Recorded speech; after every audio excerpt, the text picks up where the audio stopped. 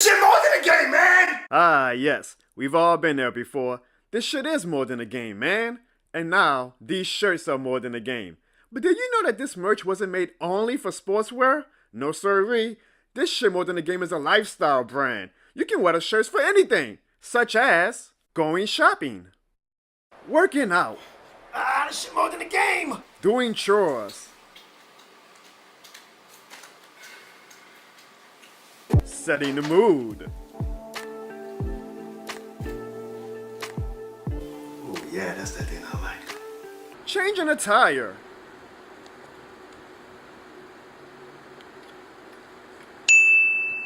robbing a bank, Go, go, go, go, go! jumping a Falcons fan,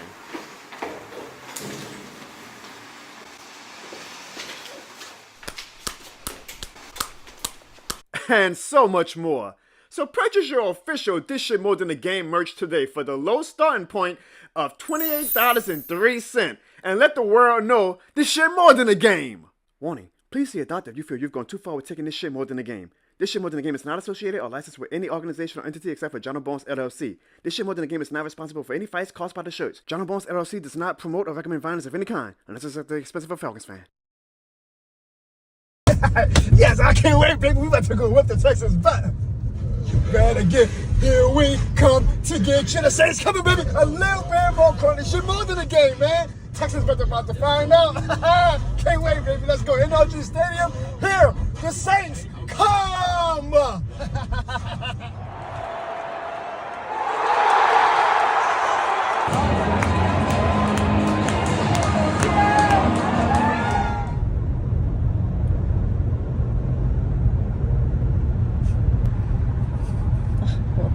I told you not to spend $1,000 on a team coached by DA and Pete fucking Carmichael. Come on now. Come on. What happened? What happened earlier? We were jamming, right? Turn that shit off, man. Oh, You do this come shit on. more than a I'm trying to game. lighten Stop. up. Stop. I'm Stop. Let's just go back home to New Orleans. Ugh, with the crying again. I'm not crying, man. I told you the damn Houston got these little water bugs or whatever. Got my allergies all messed up. Okay. Can you just... Let's just go home.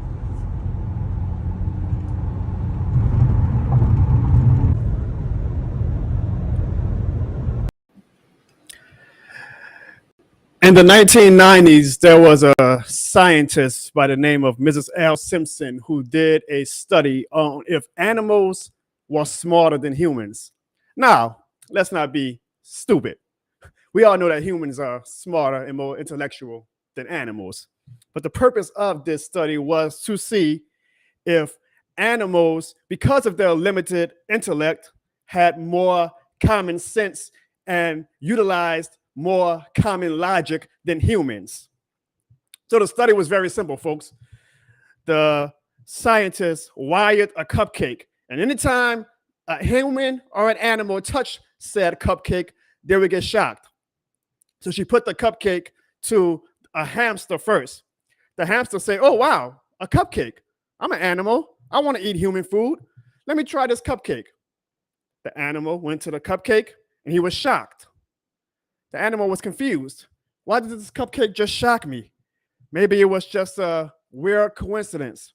So the hamster went back to the cupcake and tried to eat it again. You know what happened? The hamster got shocked a second time.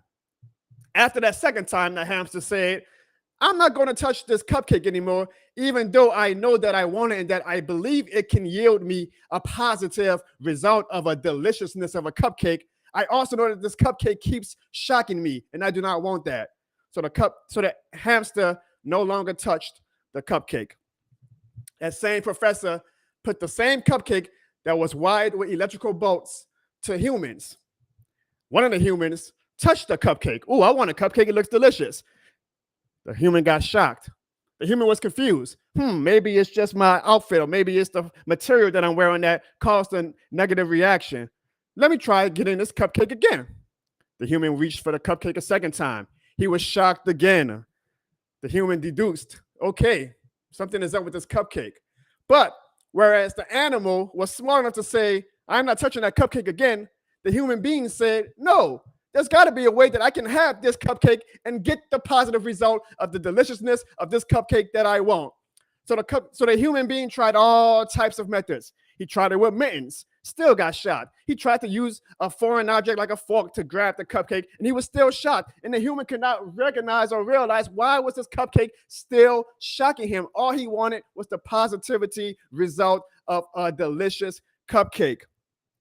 From that study, the scientists deduced that animals are smarter than humans. Ladies and gentlemen, in this scenario, the cupcake that keeps shocking everyone is Dennis Allen and Pete Carmichael. Mickey Loomis is the human being. Mickey Loomis knows that every time he tries to touch this cupcake because he thinks that, oh, I know I can get positive results from it. I know what this cupcake can yield, but every time I touch it, it keeps shocking me. And he's always surprised that he keeps getting shocked by this cupcake. An animal would be like, if Dennis Allen and Pete Carmichael are not getting the job done a third time, maybe I should stop going to this cupcake and find another solution. But Mickey Loomis thinks that, oh, no, I can find a way. I would use mittens, the mitten being Derek Carr. He's going to make me be able to grab this cupcake. Nope. Okay, maybe I can get some of these free agents and draft up and trade picks and get a wide receiver and draft a Trevor Penny, and he's going to make me yield this cupcake to positive results. Nope. Are we at the point of this franchise, folks, where we can say an animal might be smarter than Mickey Loomis? Think about that. Marinate on that for a little bit, folks. And welcome to the Jono Rant Show. Y'all saw the video. I went to Houston, Texas. Now, unlike what Mickey Loomis and Gail Benson might be thinking about, I am not shocked, okay? I know that when I touch this cupcake, I'm going to get shocked. I've seen what this cupcake can do. I've seen what Dennis Allen and Pete Carmichael can do. Now, we'll get into why I spent so much money going to Houston, knowing what that cupcake can do in a little bit. Again, it's the human versus animal logic, right? But I wasn't mad. I was not mad, even though I spent over $1,000 to go to Houston, Texas to watch that team. I know who Pete Carmichael and Dennis Allen are. I wasn't convinced after the Patriots ass whooping that everything was turned around. No, I wasn't like delusional thinking that we turned the corner. No, I didn't go to the game because of that. I know this cupcake being Pete Carmichael and Dennis Allen can do. Does Mickey Loomis and Gail Benson know? Or do they keep thinking that they can find ways to still grab this cupcake and get the positive result that they want? Because I'm starting to think that they're not that bright. You see, we are all giving our attention to Dennis Allen and Pete Carmichael, but Dennis Allen and Pete Carmichael have shown us who they are. Dennis Allen and Pete Carmichael have shown us that they are a cupcake that is going to shock you, electrocute you. So why then are we going to get mad at the cupcake? Maybe we should get mad at the humans who are controlling our team, who are keep reaching out for this cupcake. Maybe it's time, folks, that we turn our energy and attention to Mickey Loomis and Gail Benson.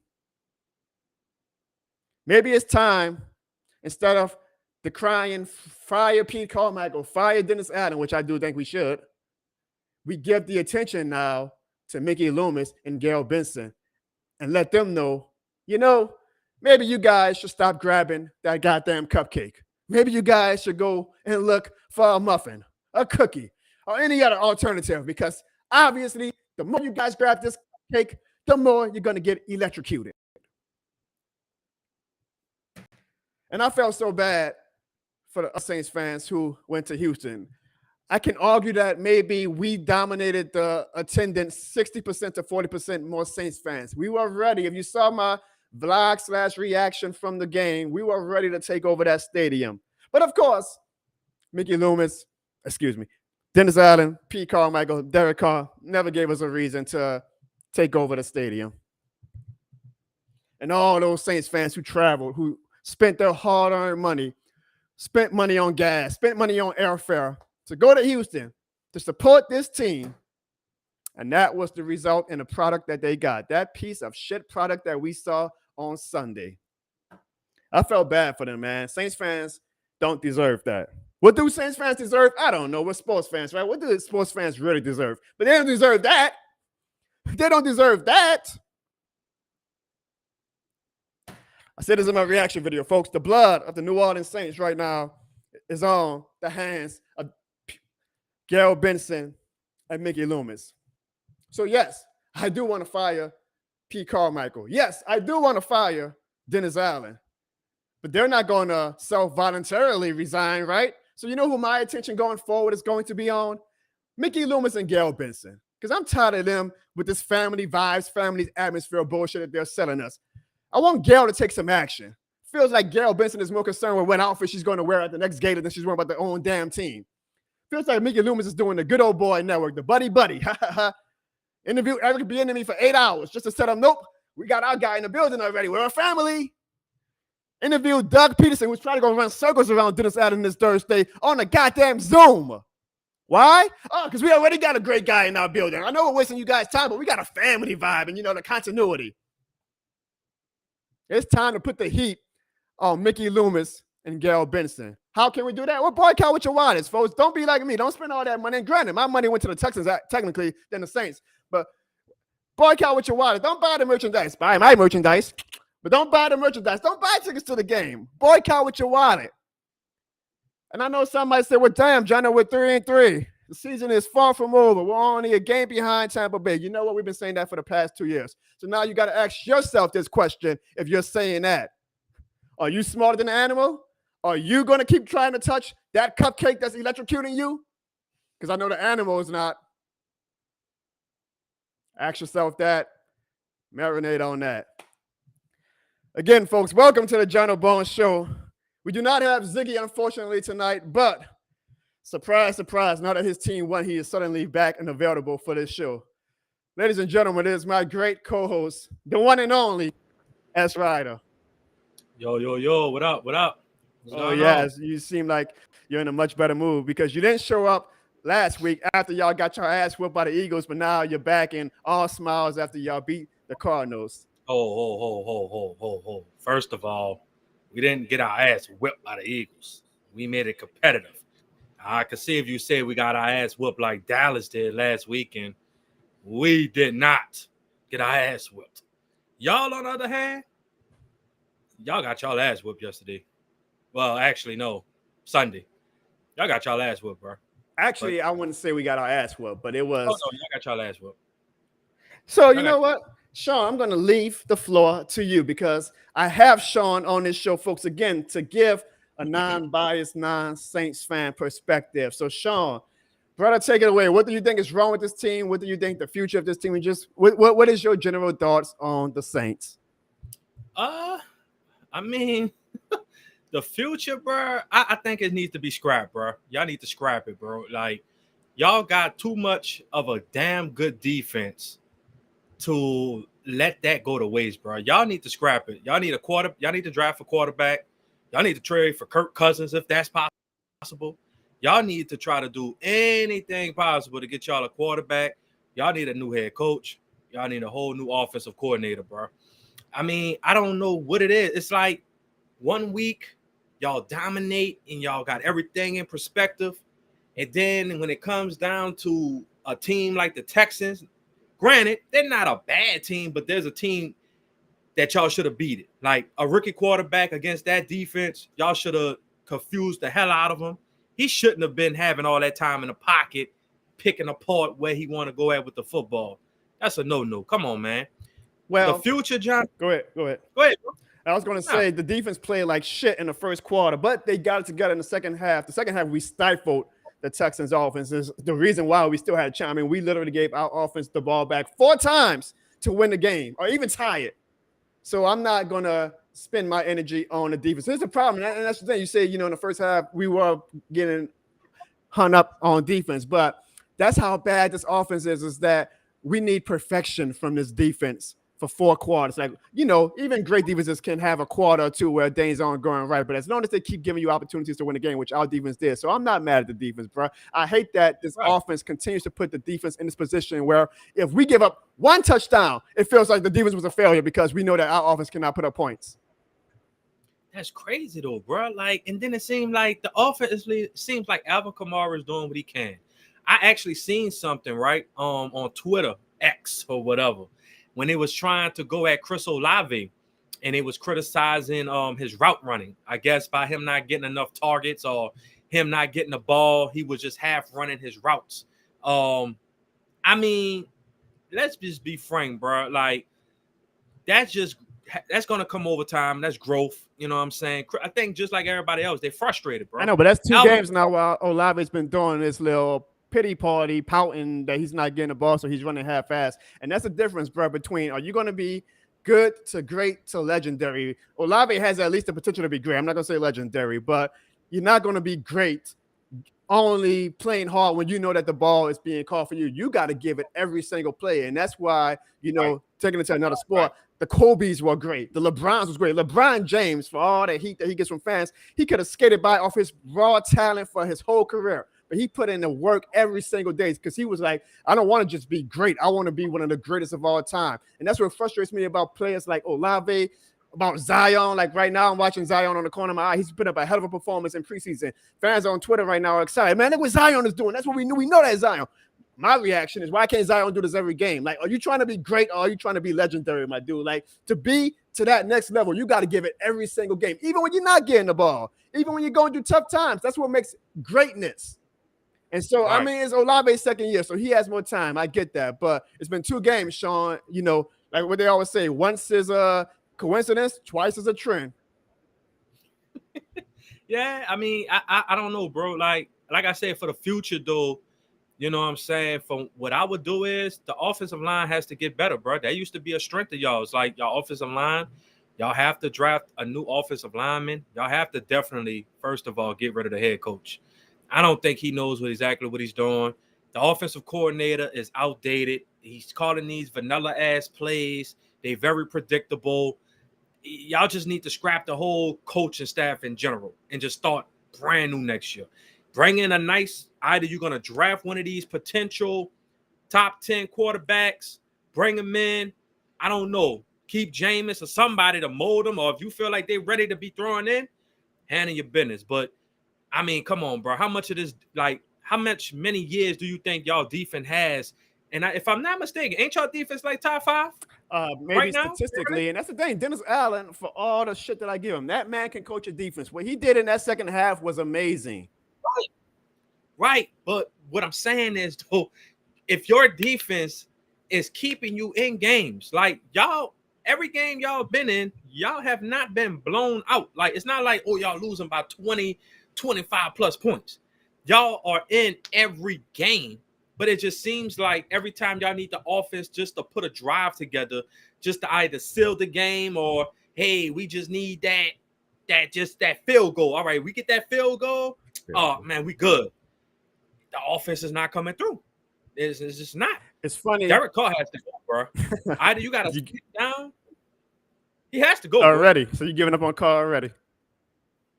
Yes. Well, I ain't gonna say you're giving up. You are an unbiased fan, and you're saying that we're not gonna go anywhere with Carr. Yeah, no. You know what? A lot of players deserve heat. You say field goals. Our kicker missed a 29-yard field goal. I think he missed 3 field goals, maybe 2. I forget. That game Sunday was a blur, but it's just one of those things that usually when you have someone like, let's say a Drew Brees, right? His greatness alone can make the other defects of the team irrelevant. But when you don't have that greatness to lean on, when you don't have that greatness to rely on, every single defect of your team, it's like a snowball, Sean. The more you push it down, it's just going to get bigger, right? I know New Orleans folks, we're not used to snow, but if you push a snowball down the hill, it's just going to keep snowballing and snowballing into a huge thing. That's the New Orleans Saints right now. We're a snowball of just negative things going on, and we don't have a boulder or a rock to break that snowball up. Drew Brees used to be that boulder for all the negativity things that we had on our team, and it was snowballing. We would have that boulder called Drew Brees to break it up so things weren't as bad, even during our great, 12-4, 13-3 years. We don't have any boulder right now to break up this snowball of just bad field goal kicking, bad offensive play calling, bad quarterback play, wide receivers giving half-ass effort, wide receivers running the same routes and not knowing what the hell they're supposed to do. There's so many minor things that mentioned. Alvin Kamara said, hey, me and DeMario told the team, are you giving everything that you have into this game? So now, this is our second player meeting. It's week 7, Sean. We had 2 player meetings already, essentially. That's not a good thing, by the way, folks. If you already got 2 player meetings. It's not. So they're calling out the players, right? I mean, it's almost like they're trying to take some heat off the coaching staff and say, yeah, but the players got to step up. Here's the thing. With any team, even the great teams, it's very rare that you get all 52 players, hell, if you want to say even the practice squad, all 58 players giving 110% to the game, right? Not every, that's what makes Kamara. That's what makes Demario Davis. Of course, are you great or are you legendary? Do you want to be good to great? If you want to be great, if you want to be legendary, as good as you already are, you got to put in the time and effort. You got to dedicate damn near your whole life to the game, which is what Alvin Kamara was basically saying. And he's saying, I don't know if all 52 guys in this locker room right now are doing that. Okay, I promise you, from 2017 to 2020, we didn't have all 52 players in our locker room giving 110% of their time and energy and focus to the game of football. But when you have that greatness boulder like a Drew Brees to compensate for that, it makes life better. We don't have that right now. So when you got nothing to stop this damn snowball, every small thing about this team just snowballs into this shit show of a team we have right now. And even though we're 3-3, folks, I get it. I can only go by what I'm seeing on the field. And mind you, those 3 wins were against 3 very bad teams right now. So it's not like, we should be celebrating 3-3. It's almost like, the schedule has worked in our favor. If we had a coach work the damn, we could probably be 5-1, to be honest with you, with the schedule we've played so far, but that's neither here nor there.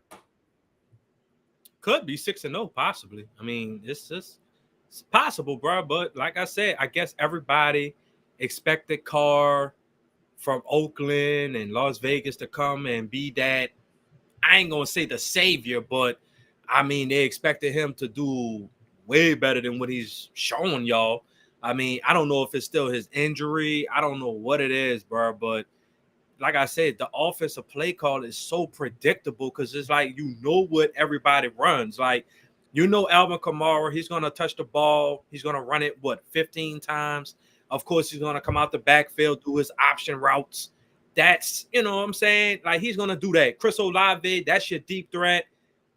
Rashid, another deep threat. Michael Thomas, you already know what his game is now at this point. So the defense is too predictable, Jono. It's like it's no creativity. It's no type of. It's just like you said previous episode. It's like watching the old Spurs from back in the day. They are boring. Like it's no excitement. But the Spurs were great. Nothing. You mentioned the Spurs. I mean, the Spurs were at least great. We're not great. It was boring to watch. Yeah, but and that's the thing. I don't mind being boring if we're great. Some might say the 2018 Saints, well, not 2018, 19 Saints were, 20 Saints were boring because all we did was ding and dunk. Well, that ding and dunk got us to 13 and 12 win season. So boring me the fuck up with that. But hold on. We're talking about the play calling, and granted, again, everybody's hands right now on this team are dirty as to why we are severely disappointing this season so far. But we can have Kyle Shanahan as a play caller. Doesn't matter, Sean, when you have plays from your quarterback like this.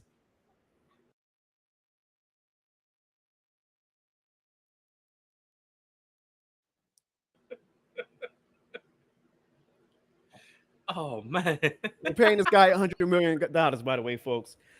And I don't want to come in saying, well, technically, we're only really. No. Let's show this play again.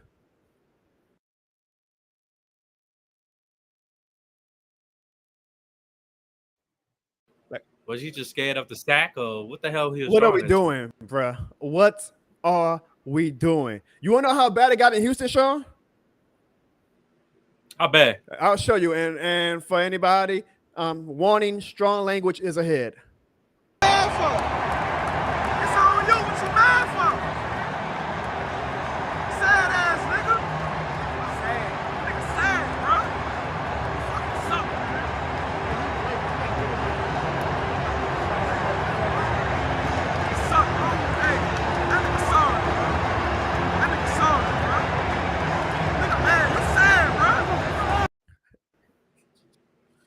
Yeah.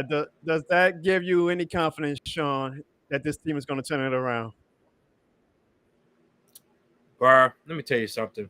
The way this NFL season, it's a lot of strange things, bro. I mean, y'all still got an easy schedule down the road.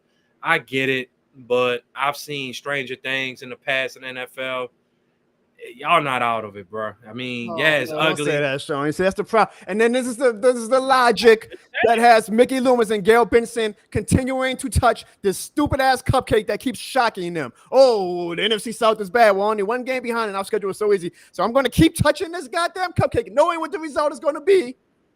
Because I know that there's a way I can get this cupcake to give me the desired result that I want. Sean, no, we're humans. We're not animals. We got to be smarter. The animal could be like, yeah, you know what? This cupcake keeps shocking me. I'm not going to touch it anymore.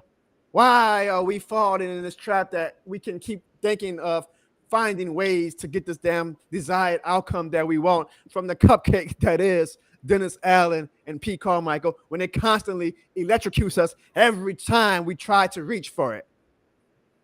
I don't know, bro. I can't speak for you because I'm not a Saints fan. So I couldn't answer that question for you, bro. I could just explain from a Rams fan. We're in the same boat as y'all, 3-3. I came into the season with no type of expectations, bro. Literally, like no expectations. I knew we would do good, but I didn't think anything, no playoffs, because of our defense was so young. Cooper Kupp, injury prone. But now I'm looking at it as we might be a wild card team at best. I'll be content if we make the playoffs, bro. Like, that's real expectations. And the way the NFC is looking like, I mean, these injuries, you don't know who might get injured at the wrong time. I don't know, bro. Like I said, you gotta just, I know, Jono, it's a cupcake. I know what you're saying, but I mean, bro, you don't know. We've seen some stranger things before, bro. I get it, and I get it, but that's the I don't want to hear, like I said, unless y'all make a dramatic trade, which I doubt is going to happen. I mean, this is what you're going to deal with, bro. Is either y'all going to keep losing these type of games and still find a way to make the playoffs. And, I guess if you make the playoffs, anything can happen. Or you just got to face the fact. We're just going to be one of those type of teams that's going to, yay! And then, oh, motherfucker. Like, goddamn. What the hell? Derek Carr shits.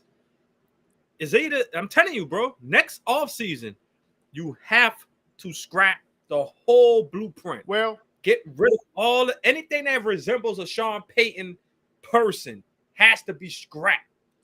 It has to be scrapped, bro. Y'all need everything. Y'all just need a whole brand new foundation, bro. Well, and I'm talking about a head coach with that, yeah, I'm coming with you know what I'm saying? Yeah, that's a black coach if he says I'm coming with the yeah. This brings me up to a good point. I actually asked this question on Twitter yesterday, and the results were lopsided, which shows you how bad of a state the Saints franchise is in. I said, okay, the NFC South does appear to be very average to bad again. So let's say by chance we stumble our way into 8-9, and 8-9 again this year is going to be enough to win the NFC South, and it happens to be that we win the NFC South at 8-9. I ask Saints fans, would you rather right now if I told you we would go 8-9 and make the playoffs, but that means we got to keep the staff, or would you rather not make the playoffs and that way we get to fire the whole staff? Sean, the results was 81%. Everybody said they would rather not make the playoffs so we could fire the staff. That's how bad it is when a fan base saying they don't even want to make the playoffs because they don't want to deal with the staff going forward.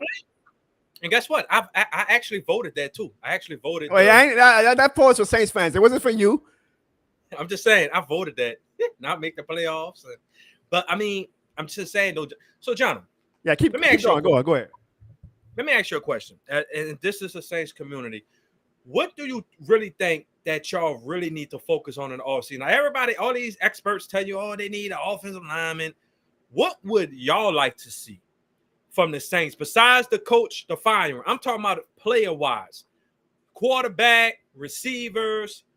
What is the thing that y'all feel like if we get this, that, and the third, we're definitely okay, and we keep that defense intact? y'all actually have a legit shot of making a Super Bowl next year? What do you think? Like what type of quarterback? I'm talking about free agent quarterback, college quarterback that could definitely make an impact right then and there. You just throw him in there. Solid defense that can hold it down. You know what I'm saying? What you think should be the main focus besides the firing? You already know what that is. I'm talking about when you get in the offseason, y'all getting close to that draft and the free agency market. What do you want the Saints to attack? What do y'all need to happen? Well, first off, for everybody in YouTube chat, I just added a poll asking essentially the same question. Would you want to make the playoffs if it meant keeping Dennis Allen and Pete Carmichael? And right now, Sean, we got 79% saying they do not want to make the playoffs if it meant keeping DA and Pete. That's bad, bro. That is a bad state to be in as a fan. But I'm going to be honest. As everything I just said, I would still want to make the playoffs. One, because life is short. Sean, I don't know how many years we got. Nothing's promised tomorrow today, right? Like, I'm going to take as many playoff seasons as I can get while I'm here on planet Earth. Now, do I want to keep DA and Pete Carmichael if we do make the playoffs? Absolutely not. But I would take another year of Pete and Dennis if it meant making the playoffs, just because it's just the mindset I have of in life that I want it all while I'm here, right? Like, it's tough to worry about the future when you just don't know how long you have on this earth. So in that regard, I respect how Mickey always plays the off seasons. But with that said, logically, I would hope, even if we do make the playoffs, if we back in at 8 and 9, that we make changes, because we know that this type of football that we're playing this season is not sustainable, and we cannot just rely on the NFC South being bad every year to make the playoffs or to contend. I'm using that word very, very lightly. We're only contending because we're in a bad division right now. You had us in a NFC East, bro, we'd be fucking looking at draft picks right now. So if we were to answer your question, to blow it up this offseason, what do I think? I mean, dude, even if we blow it up this offseason, we're stuck with Carr next year. His contract is essentially a 2-year contract, guaranteed that next year we could bench him. I'm not saying that we are forced to start him, but he is going to be a New Orleans Saint next year unless something crazy happens and he waives his no trade clause and says, but he's not going to turn down that guaranteed money next year. And I doubt that any 31 other teams is going to say, oh yeah, we'll take the money from you, Carr, and come play with us. So we are with Carr next year. Now, it depends on where we fall in the draft as far as how we play the quarterback spot. And if we're in a spot where we can draft, I don't want this is the 2020 effect, where teams just started, in my opinion, draft the quarterbacks because they were there, like the 49ers with Trey Lance, the Jets with Zach Wilson. I don't want to just draft a quarterback because we got to say, oh, we got a quarterback. Like, I want a quarterback that the team actually genuinely believes in. So if we're in a position to draft one like that, great. If we're not, then no, do not just draft a quarterback just to draft a goddamn quarterback. That would set your franchise back even worse than how far this franchise is set back right now due to the moves that we've made. If we can bottle up our first round pick we have right now with Denver's second round pick, which might be a top 35 pick, given how bad Denver is right now, maybe we can trade up for a good quarterback if a team is willing to play ball with us. But I feel like shit, we're stuck with him next year. We got to let Derek Carr give it another shot and see if another offensive coordinator can salvage what is his career. Because honestly, right now, I'm starting to wonder if Derek Carr just needs to accept that he's washed. Right. And I don't know. I want to give him the benefit of the doubt. I'm still cheering for him. He didn't really have the worst game last year, but he's just he's the embodiment of this franchise right now. Like, he's not bad enough to get you a top pick in the draft, but he's not good enough to get you in the playoffs. And it's like, okay, he's steering the ship of mediocrity and purgatory that the Saints franchise is in right now. It's almost like it was a perfect fit. So it just depends on where we are in the draft, Sean, as far as how I attack this offseason. But I'll tell you this, if we make the playoffs, Dennis Allen is for sure staying.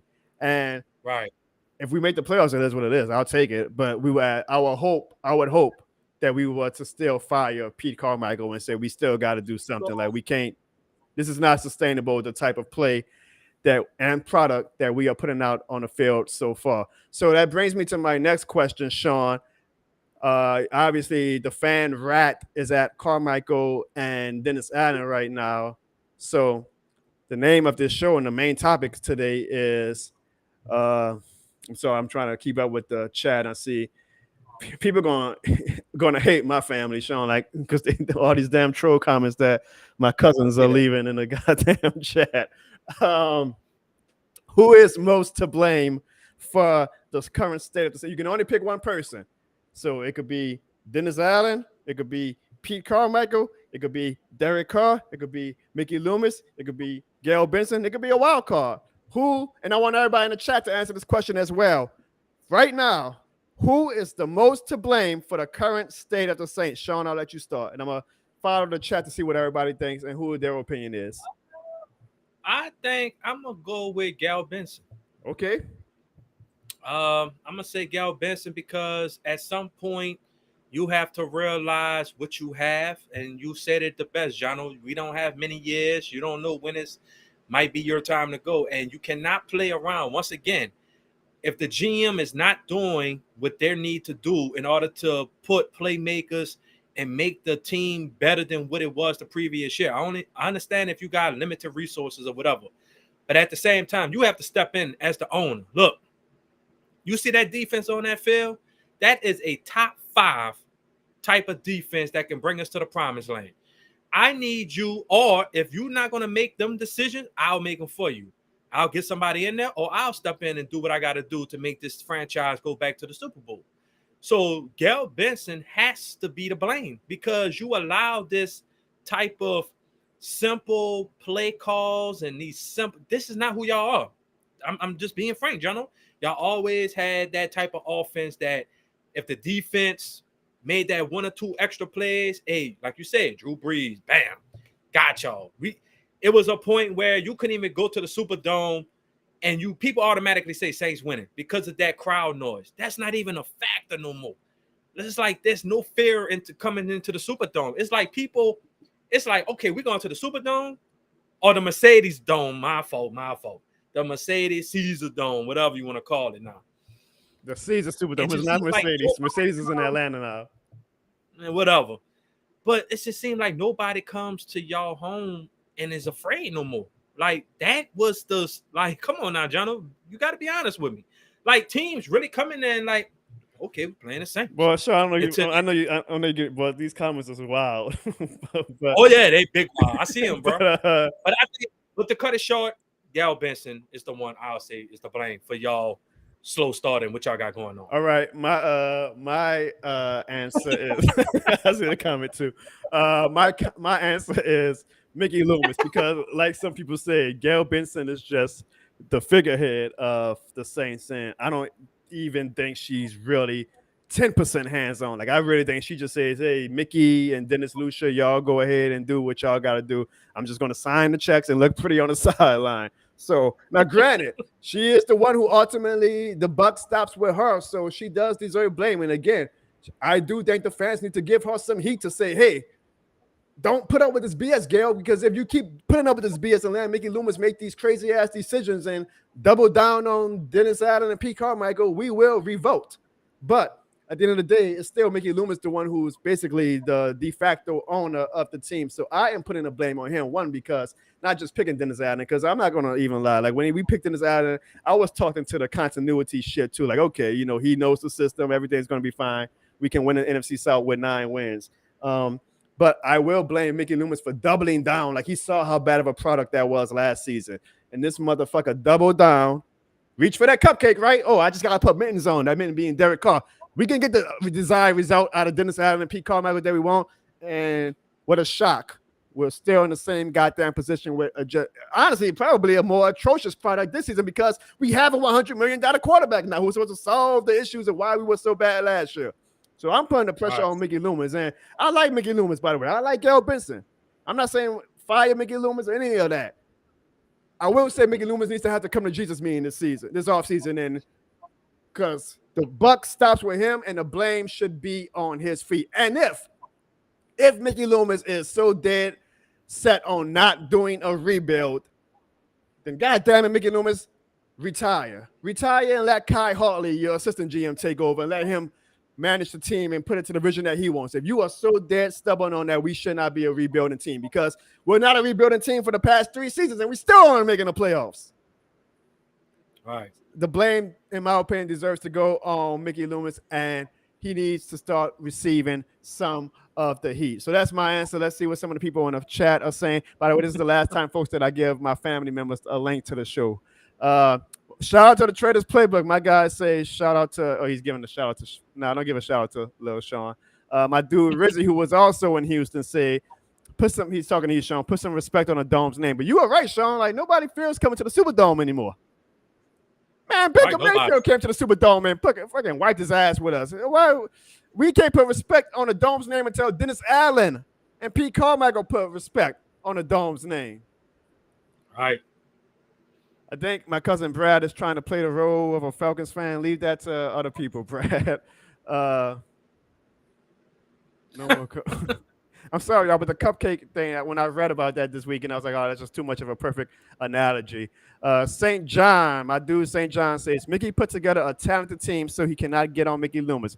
But if he keeps DA and Carmichael around again next year, I got to think twice about that. Yeah, I'll give them credit. Again, we have a talented team, and that is in part because of Mickey Loomis. But when you have, so let's say you are steering the ship and you have a great crew members, like your crew members are top of the line, but you keep bringing on a ship director, a captain who does not know how to steer a ship. You know who I'm blaming? I'm blaming the guy who keeps hiring an inept ship captain. So, yes, great. You got the great crew members for your ship. But if you keep bringing on a ship captain who doesn't know how to steer that goddamn yacht or boat or ship, then your ass needs to go with the ship captain. Right. All right, Sean. So, I think we ranted. And hold on, because Ian has he's been on Trevor Penning's ass. He says, you need to talk about all them penalties Trevor Penning has been getting, Jono. We wasted a first-round pick on him. Yeah, right now, folks, Trevor Penning looks like a bust. We actually benched him going into the game Sunday, and then James Hurst got hurt, so we had to bring him right back in. But Trevor Penning, Sean, looks real bad right now, like real bad. And we traded up for Trevor Penning. We gave up a draft pick for Trevor Penning that the Eagles took with that draft pick, Jalen Carter, who looks like one of the best young defensive linemen in the league right now.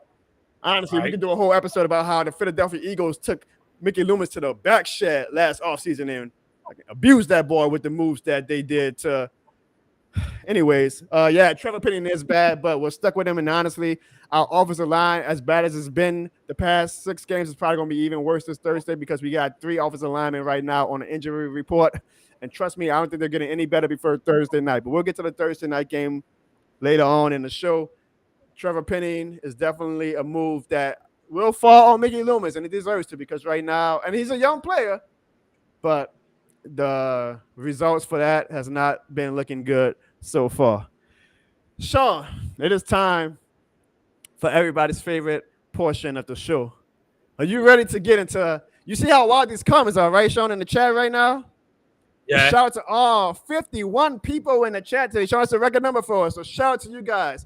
If you're new to the channel, hit the like and subscribe button, please. It helps with the algorithm and it helps build this show that we are creating. I appreciate every single one of you guys. And actually, while I'm doing this appreciation thing, I want to thank everybody at the Texans game who traveled to that game, who stopped me and showed me love. It always blows my mind when people stop me and ask for a photo because if put me and Sean in the room, Sean will be like, I don't want to take no damn photo with Jono. Like, it's Jono. What the hell would I want to, be starstruck by Jono Barnes? But like, it just blows my mind that so many Saints fans stop me when I go to the games and show me love, ask for photos. Somebody even asked my wife for a photo. And, shout out to that because, again, I always say my wife is the MVP of the content that I've been putting out. And Lord knows, Sean can vouch for it. Sean can verify.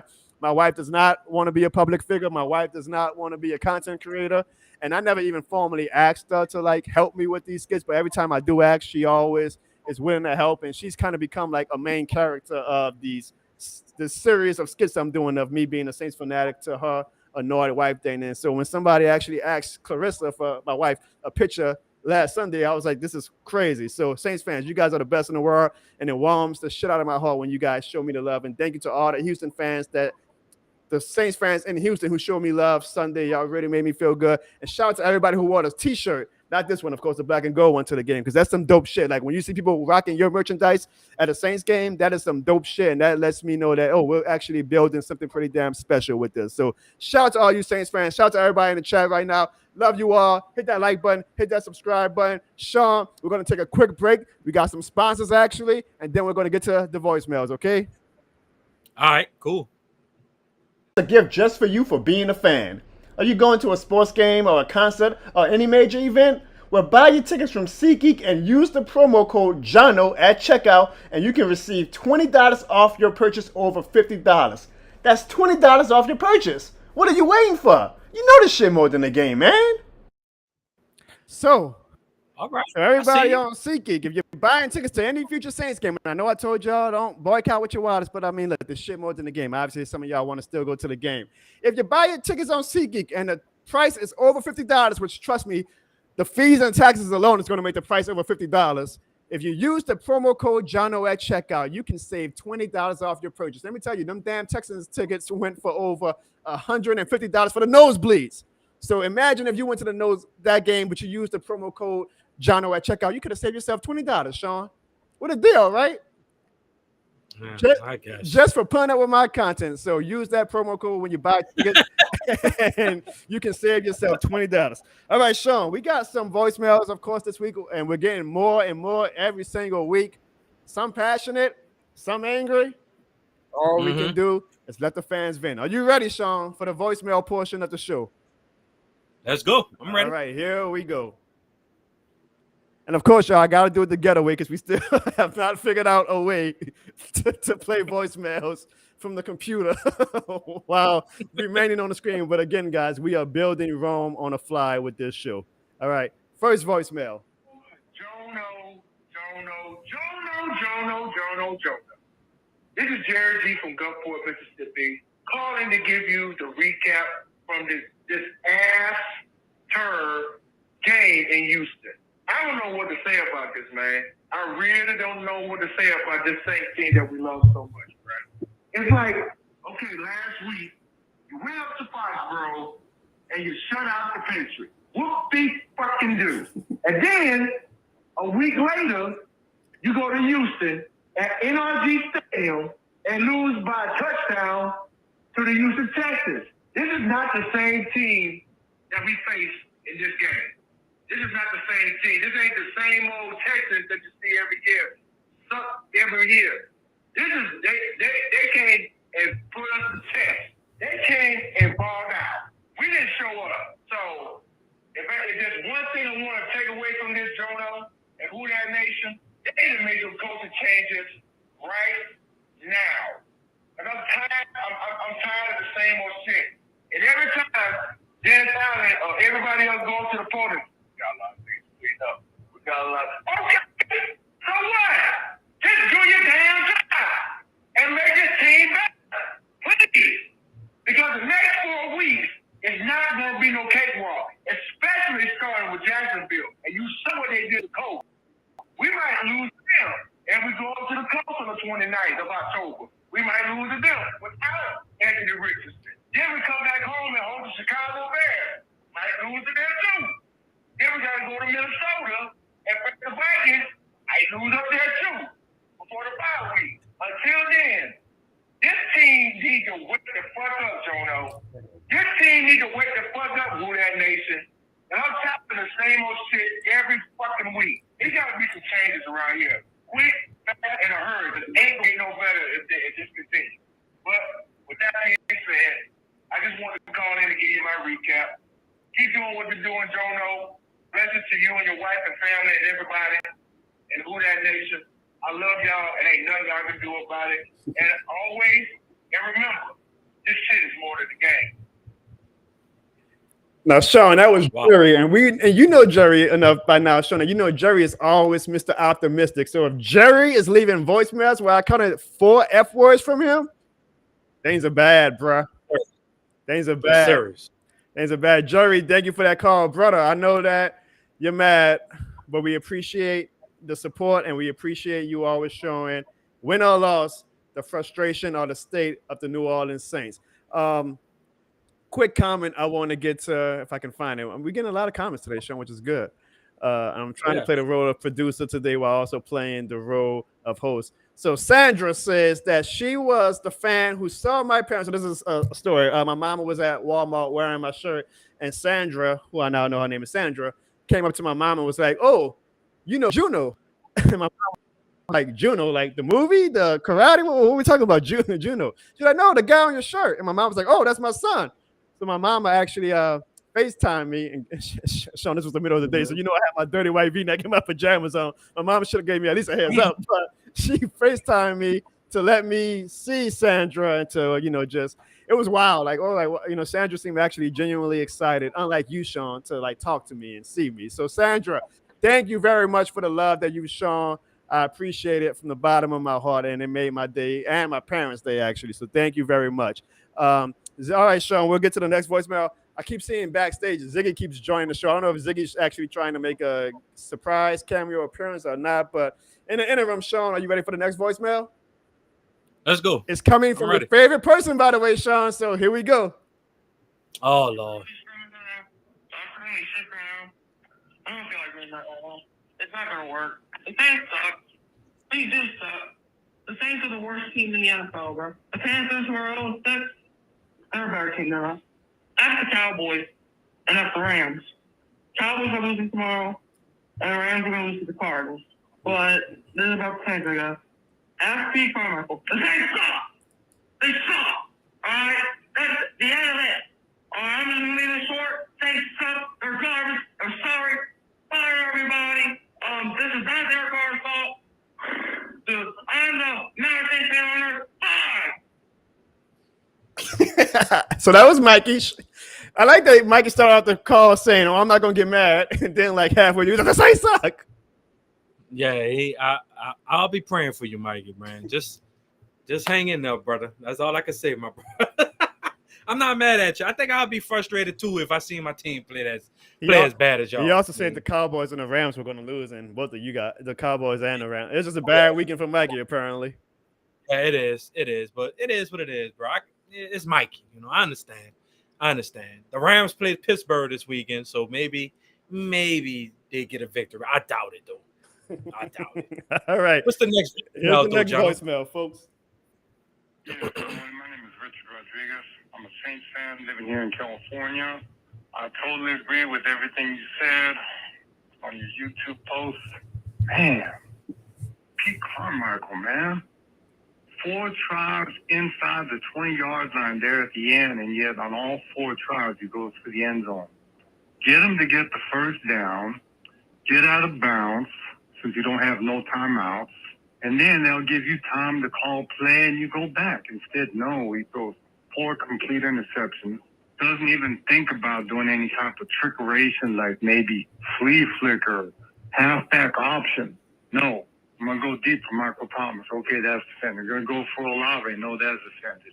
Then at the end, he goes to Michael Thomas and it's intercepted out of bounds. Come on, man. This is terrible, bro. Take on is terrible. And then Groupie, man, come on. You make a 54-yarder and then you miss a 29-yarder? Man, bro, you completely right. And I'm like you, because I got one of your shorts. This shit is more than a game. But apparently to Dennis, to Mickey Loomis and Lushka, because like I said, Gail doesn't know crap about football. She just signing checks. So I don't know what they're thinking, but something's got to be done because we're going to lose at home against Jacksonville on Thursday if we continue with this anemic, inept play calling. On offense, it's offensive. Thank you for your time, Mr. Barnes. I look forward to seeing you next video. Thank you for that call, Richard. Ziggy, are you on the show?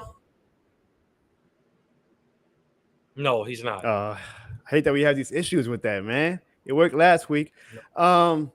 Richard mentioned one thing, or he said that he said we did not have a timeout on that last drive. This is the frustrating part. We actually had a timeout, Sean, so we didn't have to go throw it to the end zone on those final 4. We could have took the middle of the field and got a first down, took a timeout, and then regrouped and said, "Okay, now let's try to go for the end zone." That's how bad this offense is, and it seems like.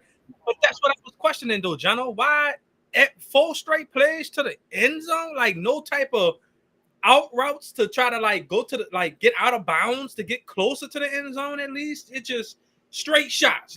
Okay, jump balls. Literally, no type. That's what I'm saying, though. No direction, no common sense, no IQ. It's just frustrating as hell. Thank you for the call, Richard. Hey, bro, I mess with the honey badger, dog.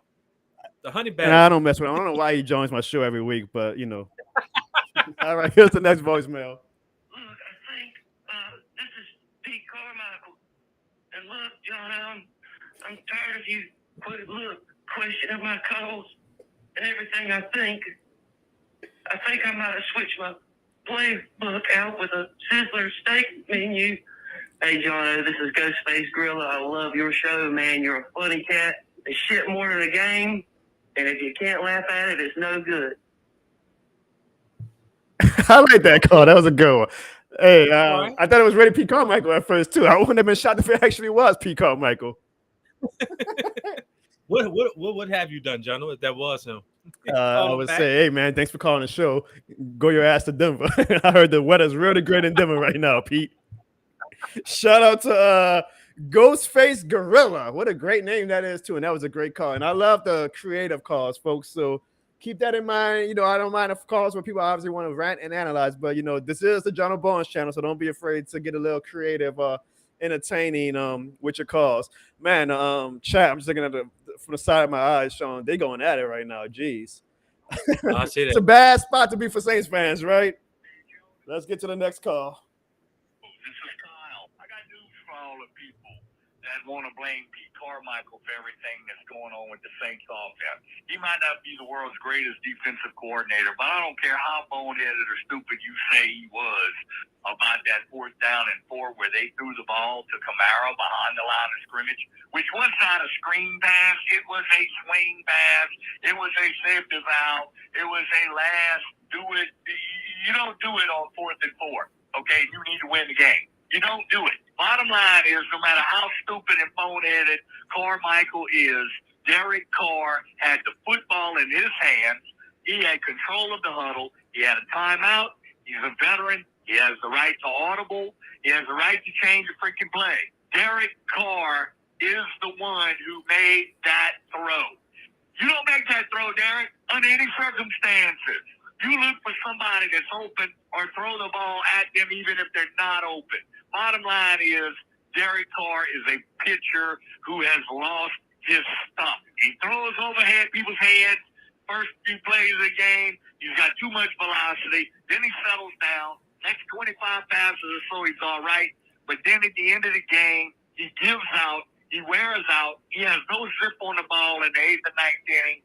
And I can tell you right now, the Raiders knew that. That's why they got rid of him. Otherwise, he would still be a Raider. That is the fact. So say what you want about Carmichael. Derek Carr is an overrated, another Archie Manning. Oh, if he only had this, he could win. Oh, if he only had that, he could win. When you got 3 of the best receivers in football, you still can't get him the football at crunch time. What else can I say, Jono? Let me know when you come back on the air so I can watch your show later. Sure, I like that. All the callers call me Jono, by the way. Like, it's been 3 years of doing this and people still call me Jono. Thank you, Kyle, for that call. So, Sean, quickly, what do you think about that? Because he is basically putting the blame on Derek Carr, and he's talking about that crucial 4th down play was 4th and 4, I think, or 4th and 2, and we threw a swing pass to Alvin Kamara, who had 2 cornerbacks waiting for him. Like, do you blame the play call for that, Sean, or do you blame that on Derek Carr? Derek Carr, because, yeah, I got the play call, but you should know how to read the play.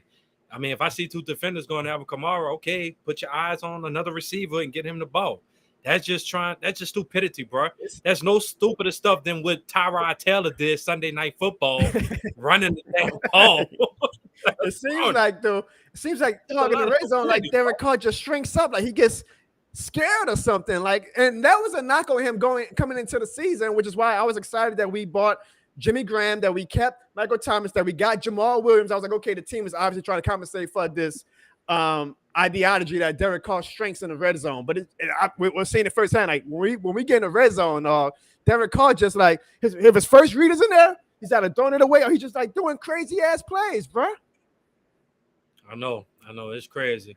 And to Evan, please do not. Yes, I've thrown touchdown passes, and then Sean trying to throw shade. but I did throw him 7 touchdowns over the shutdown corner. We're at the point, though, we got to ignore the family in the chat because it's going to get Yeah, I see that. Daco was up. Don't focus on the Daco was family. real. Shout out to Hoodie Drew for the super chat. Hoodie, we appreciate you. Hoodie, I always tell you this every time you leave a super chat. Dude, don't be afraid. Leave a link to your YouTube channel in the chat so people can come to your channel and subscribe. Shout out to you, Hoodie. I always appreciate the love and support you show me, man. I promise you guys, I'm gonna do something creative for future super chats that I get. But super chats do help, by the way, folks. So if you wanna really get a comment talked about on this channel, leave a super chat. It could be a $1 super chat, and me and Sean will show some love to it. So Hoodie didn't really say anything to analyze, Sean, but I feel like you owe Hoodie this shit more than the game for the super chat. Oh, yeah, this shit is more than a game. All day. All right, then. I like that. All right, I know I'm about to go completely against what I just said, but to answer my cousin Sean's question, why do I keep flexing? Brother, I am not flexing. This is just hard work in the gym. I just happen to have a naturally ripped body that my muscles show no matter what I do. This is me just being, look, I'm not even flexing right now. This is just me.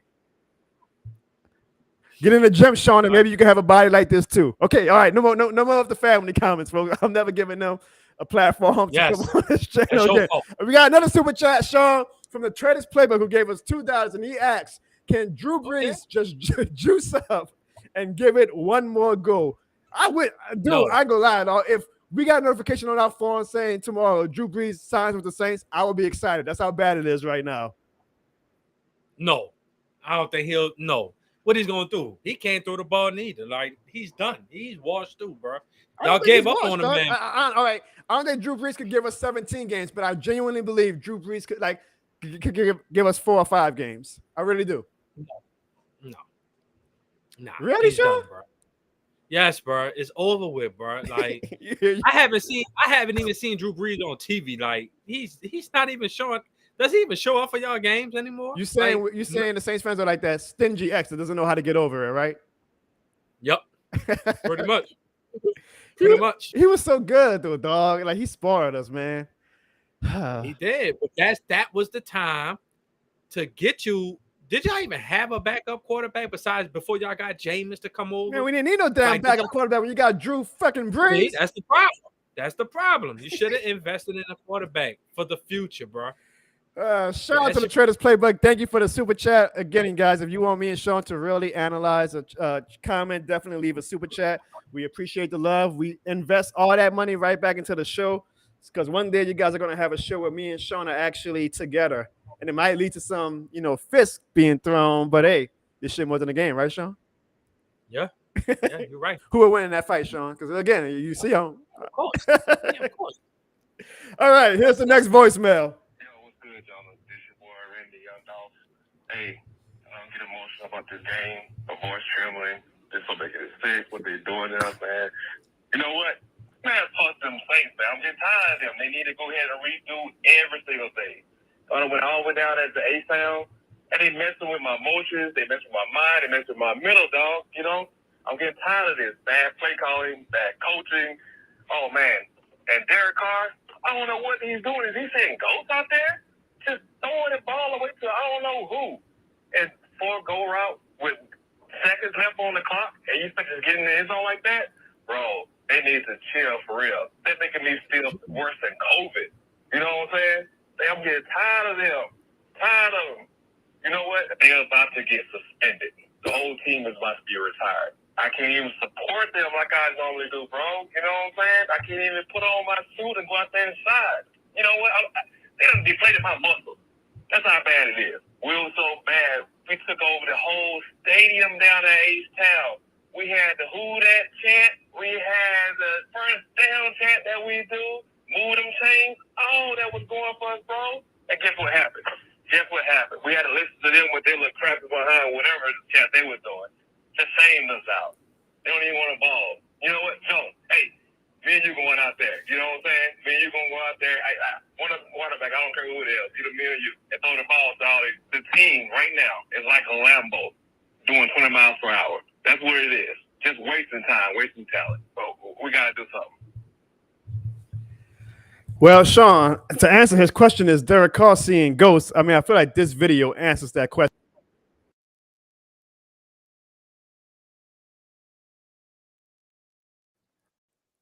I don't know, Sean. Maybe Casper the Friendly Ghost was wide open on that play, so that's why Derek called.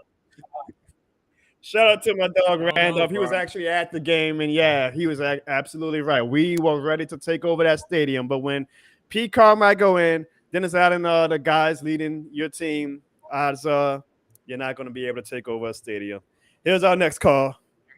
I would just like to say the Texans, DJ Stroud quarterback, is rookie of the year. That's all I have to say. Well, wait, let me see. What was his name again? This is Scrap Listener here. I would just like to say the Texans, DJ Stroud quarterback, is rookie of the year. That's all I have to say. Sure, he said his name was Croc Lesnar. Okay. But no, shout out to Croc Lesnar for being the first ever opposing fan to call the Jono Barnes show and leave a voicemail. And you know what, Croc? You have every right to talk trash, and you're absolutely right. CJ Stroud is definitely the rookie of the year, and you guys finally have a quarterback. Well, you had Deshaun Watson, but we know what happened with that. But you have a quarterback that can lead your team. I think the Texans, Sean, have a very bright future, and maybe in a year or two, those guys are going to be, if they do all the right things in the offseason, those guys are going to be a force in the AFC with CJ Stroud leading the way. Yeah, I agree. They just got to put some more, playmakers on the outside for CJ Stroud, continuously build that defense up and legitimately try to get a number one running back. I like Damian Pierce, but I think he doesn't have that number one running back type of mentality. So, yeah, give him about 1 or 2 years. They're going to be a threat. They're going to be a threat in the AFC. All right, on to the next voicemail. Off season, make some changes, coach changes, and I'm afraid about trying to make coach changes. Let's try this again. Hey, Jonah, hey man, this is Davis. Hey, man, I left you a voicemail last time about the Saints, but I ain't gonna lie, man. Yep, I think they just need to go off season, make some changes, coach changes, and I'm afraid about trying to make coach changes. It's gonna be some good players leaving. Like Demario Davis, Alvin Kamara. I ain't worried about Derek Carr because he don't burnt them out on their money. But, man, my name's Davis Harris. Give me a shout-out, man. Hey, man, just get back with me at my comments because I'm trying to start my own little broadcasting thing about the Saints. But the way it's looking, man, it's going to be a little rough one until they get rid of Dennis Allen, Pete Carmichael. I don't even care. They got John Gruden in the background. They can put him as coach as long as somebody else that knows how to run an offense and put somebody back there behind that not run a great defense, I think we'll be all right. Yeah, so get back with me, man, at my number, 318-60. No. We don't want to give your number out. The Jono Barnes show does not dox anybody, folks. You do not need to leave your phone number. Man, but the IRS, the Indian people calling him, your insurance is past expired. So hold on. So shout out to Ladavius Harris. No, Ladavius, you ain't gotta leave your phone number. We're not trying to dox anybody on here. But appreciate the love. And hey, don't ever be afraid to get started if you're trying to do a show like you say you are. It doesn't matter. Honestly, sometimes when your team sucks, that's when you get better material and content out of it. So if you want to start a show, my man, then the hardest part is just to get started. Trust me, I know. Trust me, Sean knows. But once you get started, man, that's when your mind and your creativity can take you places you never thought of. So I support you, Ladavius, in starting your show, and you will have a supporter always in me and Sean if that's definitely what you want to do. So shout out to you, and thank you for the phone call. For sure. Next call, Sean. Hey, Jono Barnes. My name is Sonny Gilmore, and I'm 16 years old. And I just think that the Saints needed to start Jameis Winston instead of Derek Carr because Derek Carr is hurt, and they should have just put Jameis Winston in against the Texans. That's most of what I was waiting for. To play against the Texans, I wanted Jameis Winston, and also my dad said that Derek Carr holds the ball too long, and I think he does, and he does all that scrambling, and I know the offensive line is trash, but he just needs to sit for a while and then just let Jameis Winston play. Hey, shout out to Tony, Sean, 16-year-old fan calling out for the future of the show. Now I'm gonna say this though, Tony. I am not getting into the Jameis Winston and Derek Carr debate. No, guys, it don't. Unless you got Patrick Mahomes right now, like Jameis is not gonna make this offense any better than what Derek Carr is. Sean, what do you say? It can't get no worse than what it is. Oh, so you saying you would bench Carr for Jameis? Yes. I mean, no, because we already paid Carr enough, Sean, that you got to rock it out. I mean, now look, maybe we should have just kept Jameis at half the cost and rocked it out because it probably been the same result. But, bro, did you hear the commentators Sunday? Oh, Derek Carr is playing hurt. He's trying to prove to the team he can play hurt. No shit. He's hurt. Everybody knows that. Bench his ass. Why? I mean, come on, bro. At this point, Jono, what the hell do you have to lose? Why not just play Taysom Hill for all I care now? Why not? I mean, because Sean, you just said that we should still be trying to go for a playoff spot. So would Derek Carr not be the person to still lead us to the best shot at 8 wins in the playoff spot? Derek Carr is not it. Y'all just messed up. Y'all just lost money. Y'all had a heist on y'all. Like Derek Carr just robbed y'all the money, bro. Like he's washed. Like, I mean, you can't get no worse, bro. Jameis looks healthy. So why not just put Jameis Winston in and see where you can go? You don't know. You may never know, bro. Derek Carr is clearly hurt. He's not 100% healthy.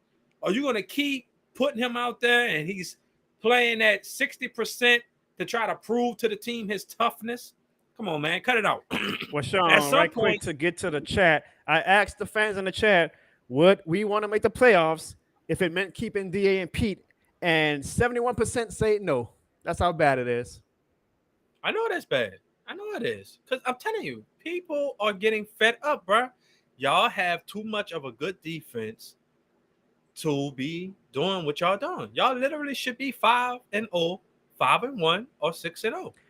Traders Playbook says, do not bring my brother on. I think he's talking about Evan. We don't need that energy today. Well, actually, I already extended the invitation to my little bro, Evan. So he has a lot to say, especially after that Cowboys game last night. So unfortunately, guys, he does have an invitation to come on the show. But he might not come. He might be busy, which will be good things for everybody. All right, so we have a few more voicemails, and then we'll get into our Week 7 NFL preview. Okay.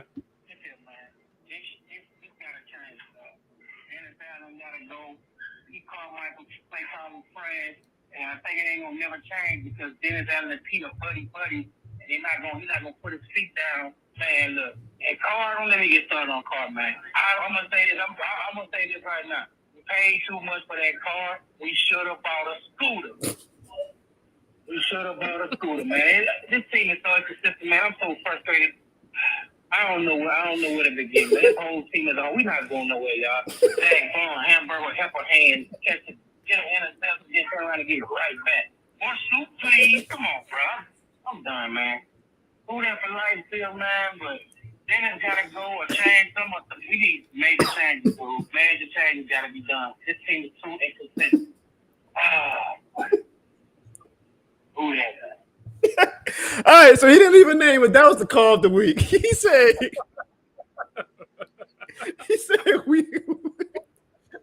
we paid for a car and we should have got a scooter. He called Zach Bond, who we ain't even mentioned on the show, hamburger helper hands because Zach Bond got the goddamn break and then he fumbled the ball like fast. And then he said, no soup. I don't know. Whoever you want to just let that call, please call every single week. I love that energy. All right. We have 2 more calls. And then, unfortunately, folks, we do have a special guest waiting to join the show. So let's get to these 2 final calls, and then we'll get to our special guest.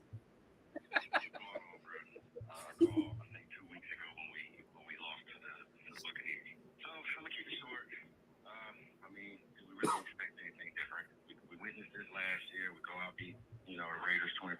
We come back and we lose 2 straight games.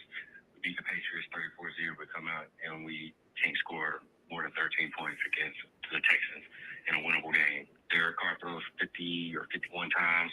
There was no point in this game where he should have been throwing 50 or 51 times. The game was never out of hand. You know, we don't want to run the ball. Run the ball in the first quarter. Everything works out, ends in a touchdown. Stop running the football after that. Didn't run the football again until like end of the third quarter, going into the fourth quarter. And what do you expect? I know everybody's gonna be mad at Groupie for missing field goals, but honestly, we can't. He's a rookie. He's a rookie kicker. I mean, what do we expect? What are we asking him to do? Go out there and kick 5 and 6 field goals to win us a game? Yeah. When we do 4 and 5 trips to the red zone, bro, we threw for 353 yards. Move the ball up and down the field with no problem until you get in between them 15 yards. And 15 yards to the end zone for some reason, kryptonite. So, yeah, till we get what? D. Carmichael, a new O-line, hell, even a new quarterback. I mean, what do we expect? Derek Carr is who we thought he was. He's a mediocre quarterback. He's an Andy Dalton. D. Carmichael is who we thought he was. He's trash. Dennis Allen is who we thought he was. He's trash as a head coach. Excellent DC, terrible head coach. So, yeah, nothing's going to change until we get that changed. So, it's going to be the long-ass season. All right, bro. Well, he asks, should we expect our kicker to make 5 field goals? Yes. Yes. I don't give a damn if Groupie's a rookie. Make your goddamn field goals. That's what we're paying you for. You missed a 29-yard field goal, Sean. Yeah, I don't see what kickers do at practice. All you're doing is just kicking. I mean, it shouldn't be that hard. But every time I be ready to like crown Groupie as that guy, he always lets me down, bro. And Sunday, he really let us down. I mean, honestly, if he would have made his 2 field goals, we're going for a game-winning field goal in our last drive to win the game instead of a touchdown. But again, it's the snowball effect. Like every negative aspect of the team is just playing a part where that the whole team just comes into a complete shit show. But I appreciate the call. One more call, Sean. Are you ready for this call? We got some good ones. So, Sean, you sure you ready for this next call? Come on, man. Here we go. The final voicemail of the week, folks.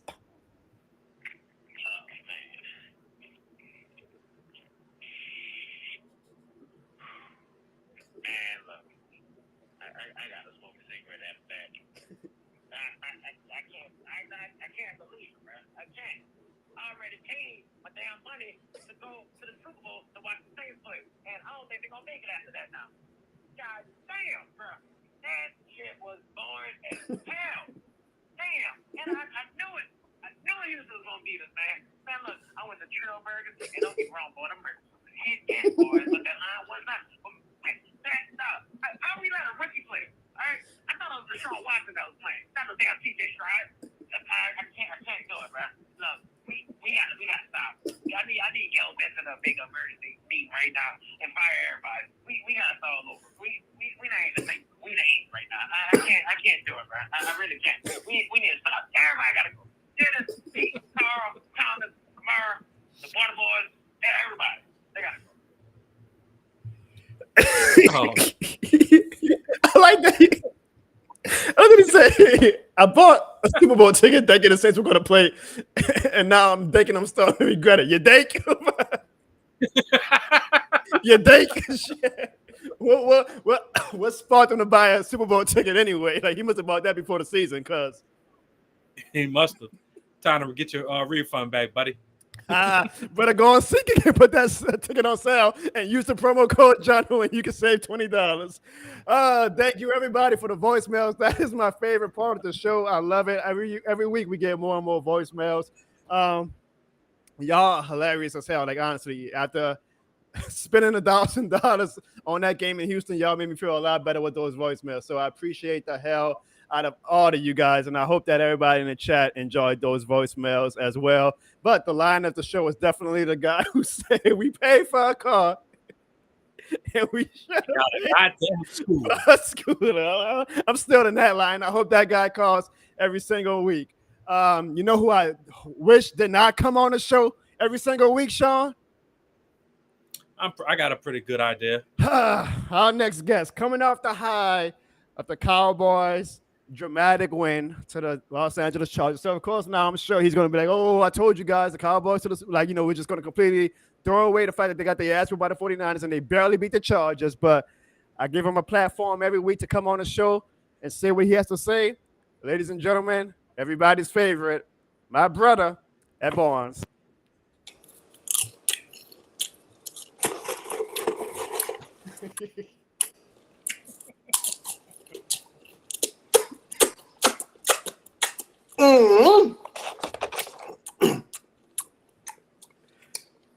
Hey, you know what's funny?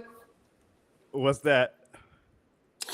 Man, they was passing out T-shirts, and I thought it would be a nice little napkin for me when I'm eating. Oh wow. The disrespect is real, folks. No, the meeting. Evan, Wow. Evan, look, I'm happy to let you come on the show and talk about the Cowboys, but dog, you do not have to disrespect the Saints every single time. Shit, they And are disrespecting themselves. Are you doing the Zach Vaughn impression with them butterfingers after eating the popcorn and fumbling your intercept? I mean, I feel like you're just taking shot after shot at us. Oh no, this is the bag from Derek Carr. You saw that pass. You the one that told me to eat this. Boy, hold on. Before I say something, I just want to let y'all know. I know y'all mad living in the city with that poo ass team because look, not only you got the Cowboys who beat the Chargers yesterday, and I know y'all saw it. Dak Prescott, CD Lamb, Michael Gallup, Brandon Cooks, Tony Paul. Ooh, man! But I ain't gonna talk about them right quick. I want to talk about the #1 baseball team going on right now, baby. Rangers up 2-0. Oh man, it's good. Boy, it's good to be a Cowboy. I tell you that. It's good to be in Dallas right now. Man.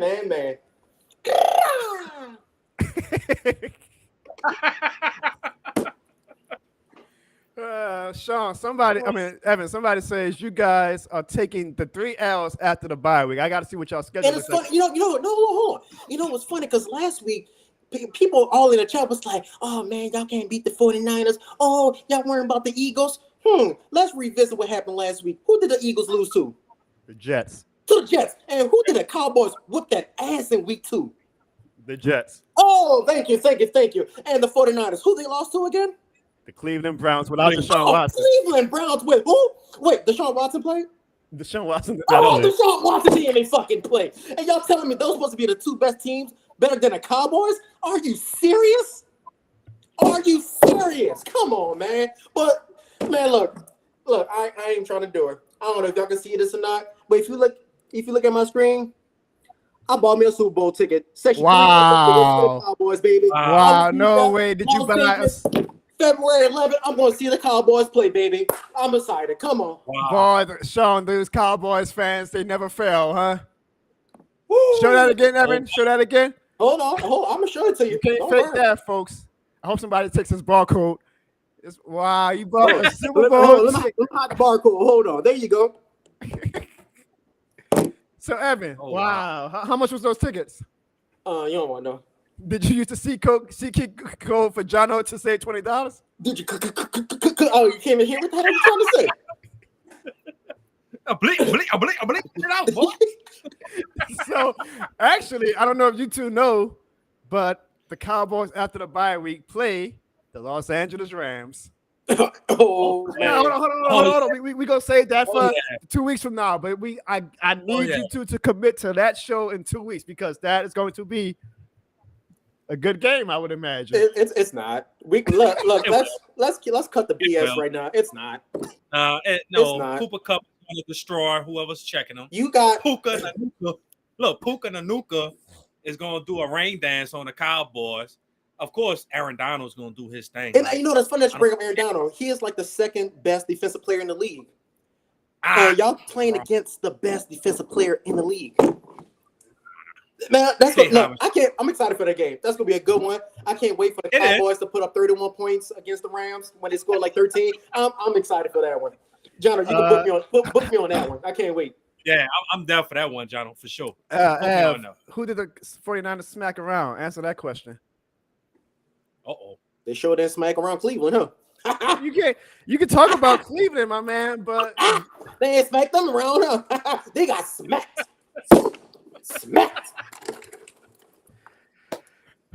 Yeah, y'all. He literally he bought a ticket to the Super Bowl because they beat the vaunted Los Angeles Chargers with that amazing home field advantage that the Chargers have, and a very starting to become overhyped quarterback in Justin Herbert, who's a good quarterback. Don't get me wrong, but they be hyping. Oh no, Herbert, top 5 quarterback, but it's more than just being the Chargers.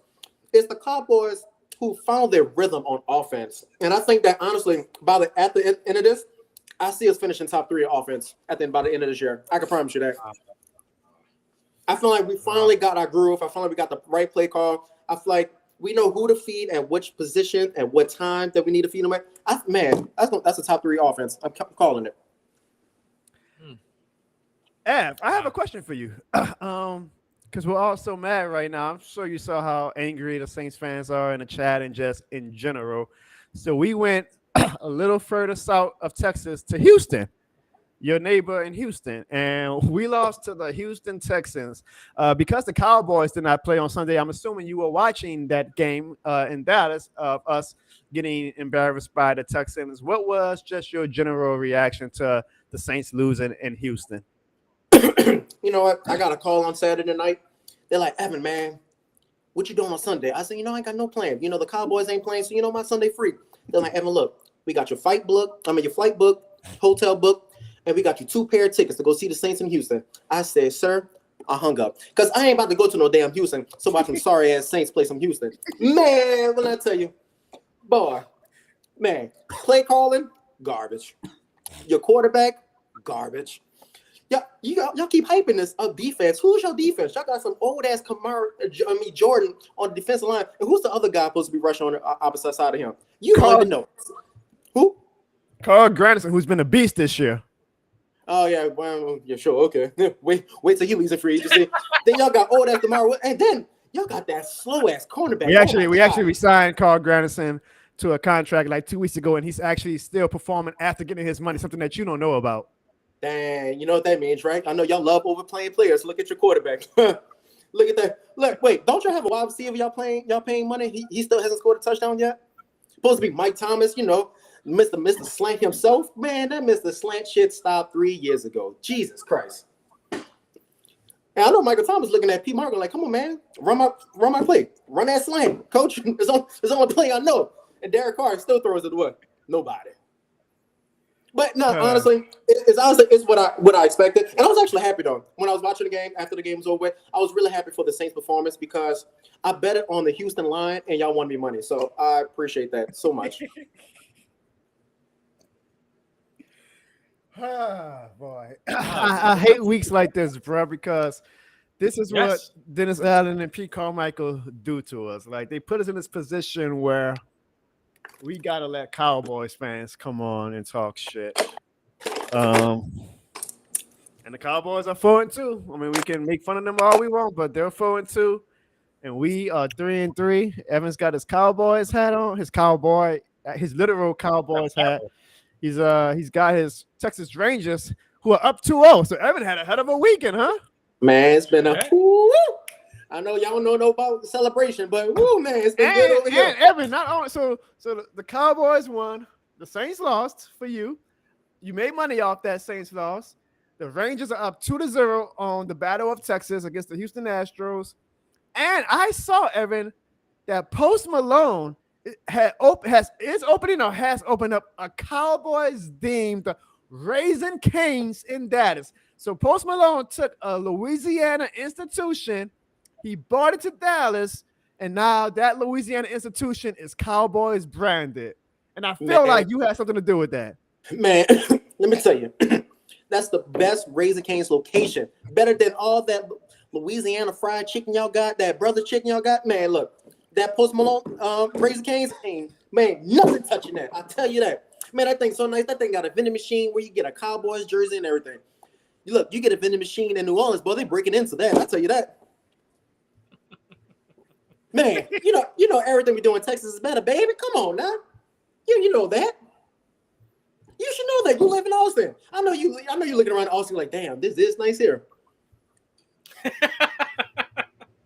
Jono, is that true? No, it's absolutely not true. I'm New Orleans. Why you went? He just thankful his car don't get break in. That's it. Anyway. Man, I am happy, y'all. I don't know about y'all fans, chat. I don't know, but man, I'm living good over here. Shit, I'm good. My team won. No. I'm celebrating. Unlike some people, huh? All right. Buck up. That's all right, Jono. Yeah, get it right. It's all right, John. Look, there's always next year or the following year. Maybe. Oh, the next 10 years. Yeah, maybe. I don't know. When Breeze coming back? Yeah, his son. Y'all waiting for Breeze Jr., but that's gonna be the next time Saints go to the playoffs. Watch. Man. I I started this show this season, and I invited a Rams and Cowboys fan on, folks, knowing who my head coach was. So I have nobody to blame but myself.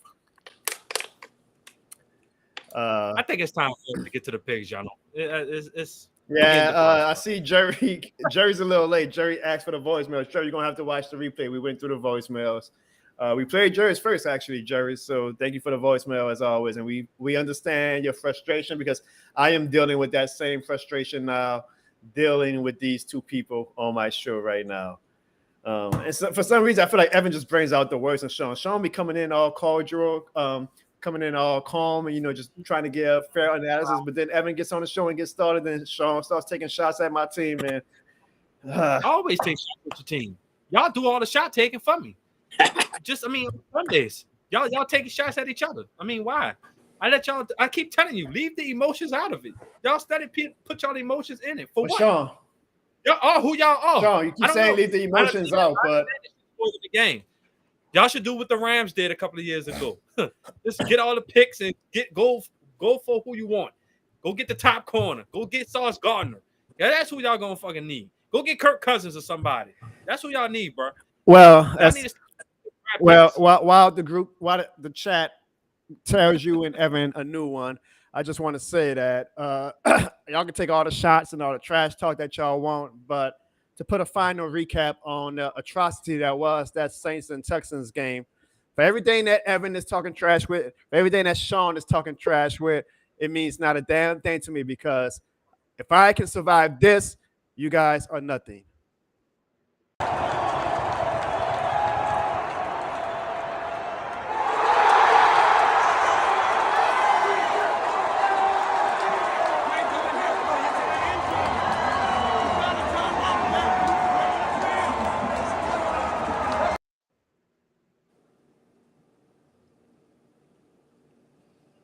Yeah, you had some good seats. Yeah, I ain't gonna lie, them seats was fire though. I know you saw them real close just to lose, man. That's at least you ate some good food. Oh man! Shout out to Trail Burgers. That game, bro. Yeah, you're right, Sean. It's time to go to the week 7 picks. Just move past it. Yeah, you might. Actually, I want to play it one more time because I want everybody to turn up their volume, and Sean and Evan too. You can hear. You think I was mad. I was just at that point over it because I know what Dennis Allen and Pete Carr might go on. But listen real closely, and you'll be able to hear my brother. And y'all think I think this shit more to the game. Just listen real close. Put the volume up if you gotta, and you'll hear my brother definitely displaying that this shit more than the game energy.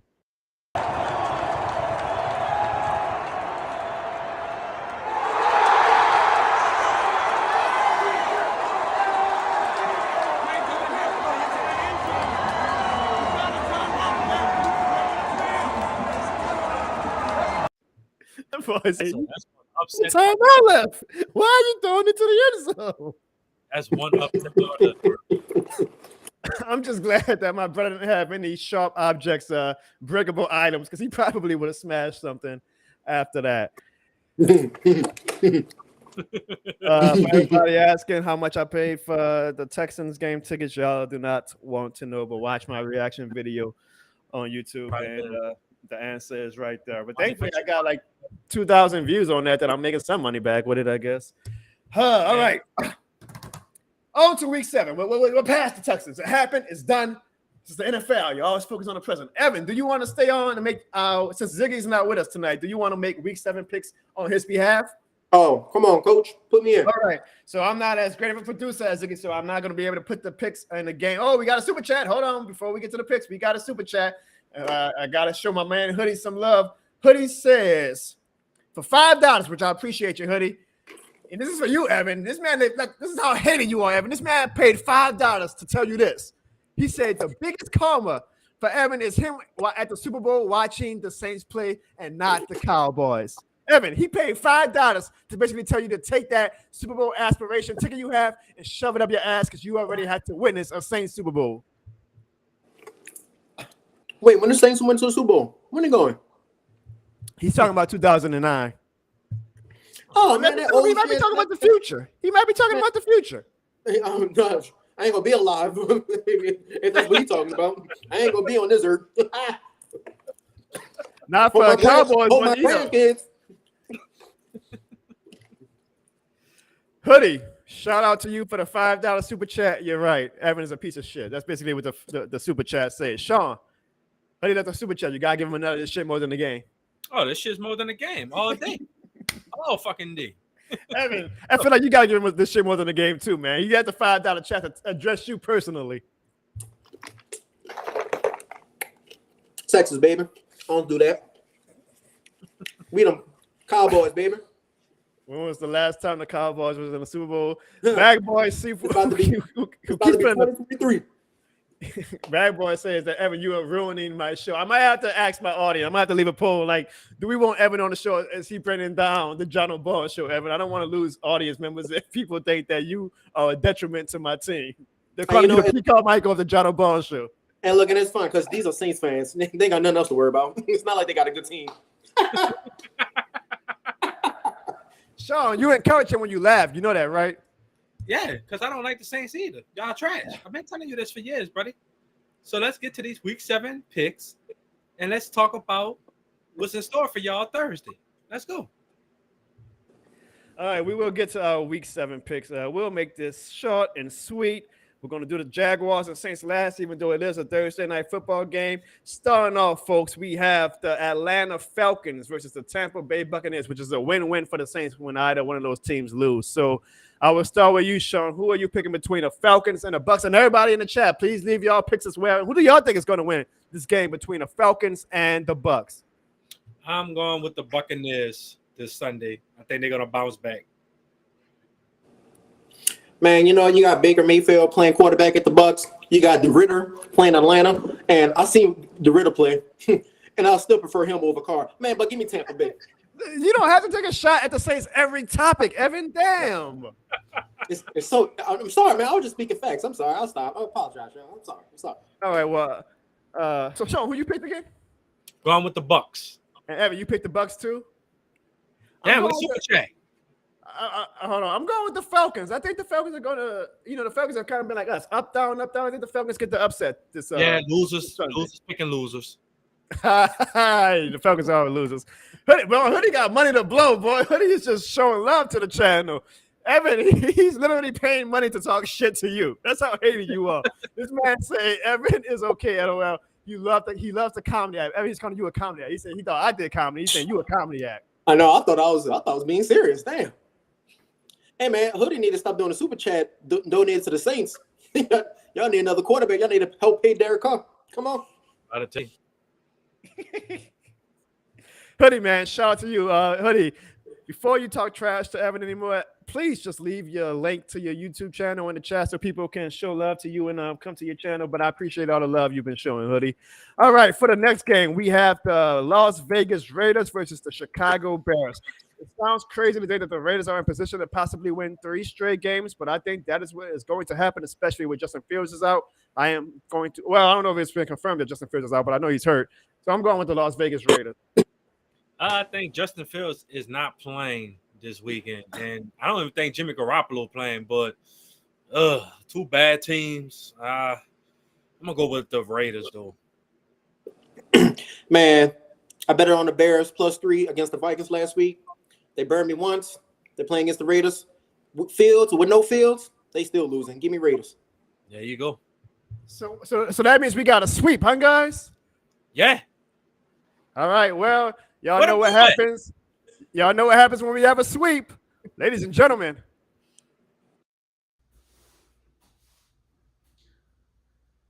This sweep more than a game.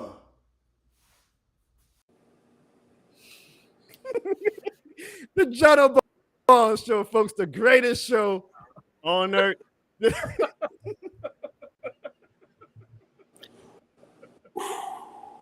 Oh, my goodness, bro. What's the next game? Hold on. I'm trying to produce while doing this damn show because Ziggy not on. All right, next up, guys, we have the Cleveland Browns versus the Indianapolis Colts without Anthony Richardson, who sadly is out for the season. Sean, me and you talked about how we do not think that Anthony Richardson could survive the NFL, and it seems like as talented as that kid is, because he shot me with how talented he is, he cannot make it through a season. That's very unfortunate. I hope he gets his body more bulkier so that he can survive the hits that comes with the type of game that he plays. Without him, I'm definitely going with the Cleveland Browns. Evan? Man, he deserves to be out for the year. He can't take those big hits in the NFL. This is a big boy league. He ain't playing with them little boys again. But anyway, last week, Cleveland Browns got their happy ending with Deshaun Watson being out, and they still beat 49ers. And guess what? I got Browns winning again this week as well. And they're -2, so give me that bet. I like that, Evan. I think I'm gonna roll with the Browns too. Just the number 1 defense overall against the Colts. I'm gonna roll with the Browns. Does that mean what I think it means, folks? This week more than a game.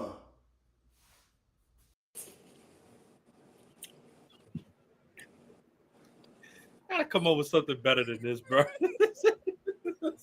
Next up, we have the Washington Commanders versus the New York Giants. The Commanders did the Saints a solid by whipping the Falcons' ass last Sunday. I think that they carry that momentum into one of the worst teams, in my opinion, in the league with the New York Giants. I am going with the Washington Commanders. Sean? I'm rolling with the Commanders. Giants, trash. Dumpster juice. Just like the team downhill. Commanders. Well, this game playing in New York, I know the Giants won at 5. Commanders won the game last week, but in that kind of sitting, give me the Giants, man. I think Evan picked the Giants just to avoid me playing that video clip again. And I want to say, I actually agree with my big bro, Kev, who says we do need a better producer. Yes, I wish Ziggy was on the show, Kevin. You preaching to the choir. All right, next up, we have the hot Detroit. Oh, that's going to be a good game. I mean, the Ravens are a little hot and cold, but that's going to be a good test for the Detroit Lions. And, man, shout out to the Lions. I told them before the season, not them specifically, but that I wanted to see, I was like, I see the offseason hype, but I got to see the real deal. And those guys are legit. I believe they're the number 2 seed in the NFC right now. So, hey, man, they got Saints fans wishing that Dan Campbell was our coach. I know that for sure. Because it's in Baltimore, I'm going to go with Baltimore. I'm going to go with the upset. Evan? Not really an upset if they favor by 3, just throwing it out there. But are they really? Yeah, they are. It's a shock. It's a shock. Yeah, the favor by 3, but look. They automatically give the home team 3 points as, because of their home team. So are they really the favorites if they're just only a 3-point favorite? I mean, you automatically get 3 points as a home team. Las Vegas got them by 3, so I'm taking them by 3. But anyway, the Lions got some running back depth they're worrying about. Montgomery's going to be out for a couple games. They depend on the run game before they can start throwing it. I think the Ravens' run defense going to stop them. Pass defense going to stop them. I got Lamar Jackson winning that game. They playing in Baltimore. That kind of scares me, but Baltimore almost let Tennessee come back on them last week, and then they coming from across the pond. I'm rolling with the Lions on this one, bro. I think the Lions going to throw the ball on Baltimore because it seems like every time Baltimore gets the lead, they find a way to lose the game, just like the Chargers. I'm going to roll with the Lions, though. Give me the Lions. All right. Next up, and by the way, let me because I am recapping our picks. Last week, Evan, surprisingly, I got to give credit where it's due. Evan went 12-3 in his picks. So we can talk shit about Evan all we want, but that man went 12-3 in his picks. So we might want to listen to what he says when he makes his picks. And he definitely picked the Saints to lose to the Texans. So hopefully he picks the Saints to beat the Jaguars, but we'll get to that at the end of the show. Sean, you went 10-5. That's not bad. No. I went 9-6, and Ziggy went 8-7. Well, like his fantasy team. This is not a fantasy show. So next up, we have the Buffalo Bills against the New England Patriots. Boy, the Patriots look like they might arguably be the worst team in the league right now. The Bills did not look too impressive against the Giants last week, but a win is a win, and I think they continue to stack them up. I am going with the Buffalo Bills. Evan? You got Josh Allen playing quarterback. He's hot right now. Patriots, man, I won't be surprised to see Bill Belichick catch a heart attack for Sunday. They lose about 21. I'm right there with you, buddy. Patriots is garbage. Mac Jones or Ailey Zap Chips or whatever his name is. He's not going to do anything against this Bills defense, even though they decimated on the defensive end. Give me the Bills by 27. And give me this. This week more than a game.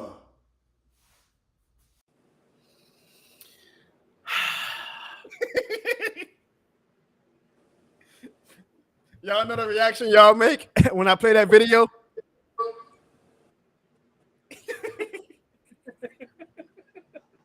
Man, that dude at the bottom right biting his lips hard. Right. Damn. No. Everybody was focusing on Kamara and Winston, but that guy got that. God damn, this team sucks. Look, Like he I know looking that at look anywhere. I know that look Dang. anywhere. All right, next up, we got the Arizona Cardinals. Shout out to 47 people still in this chat after Sean and Evan been blabbing and ranting and talking all that dumb shit. We still got 47 people in this chat. Shout out to you guys. I hope you hit the like button. I hope you guys, if you're new to the channel, hit the subscribe button. What they gonna do? They gonna watch the Saints highlights? God, I need this team to get better, man. Damn, I want to make Evan. relive the Super Bowl. It's all right. It's all right. We're gonna have a great show in January when the Cowboys get their hearts broken again. That's gonna be a great show. That might be a record number show for the Jono Barnes show. Anyways, up next we got the Arizona Cardinals versus the Seattle Seahawks. This seems very obvious to me. I am going with the Seattle Seahawks. Sean, I'm rolling with the Seahawks. Kenneth Walker might have about 200 rushing yards by halftime. Evan.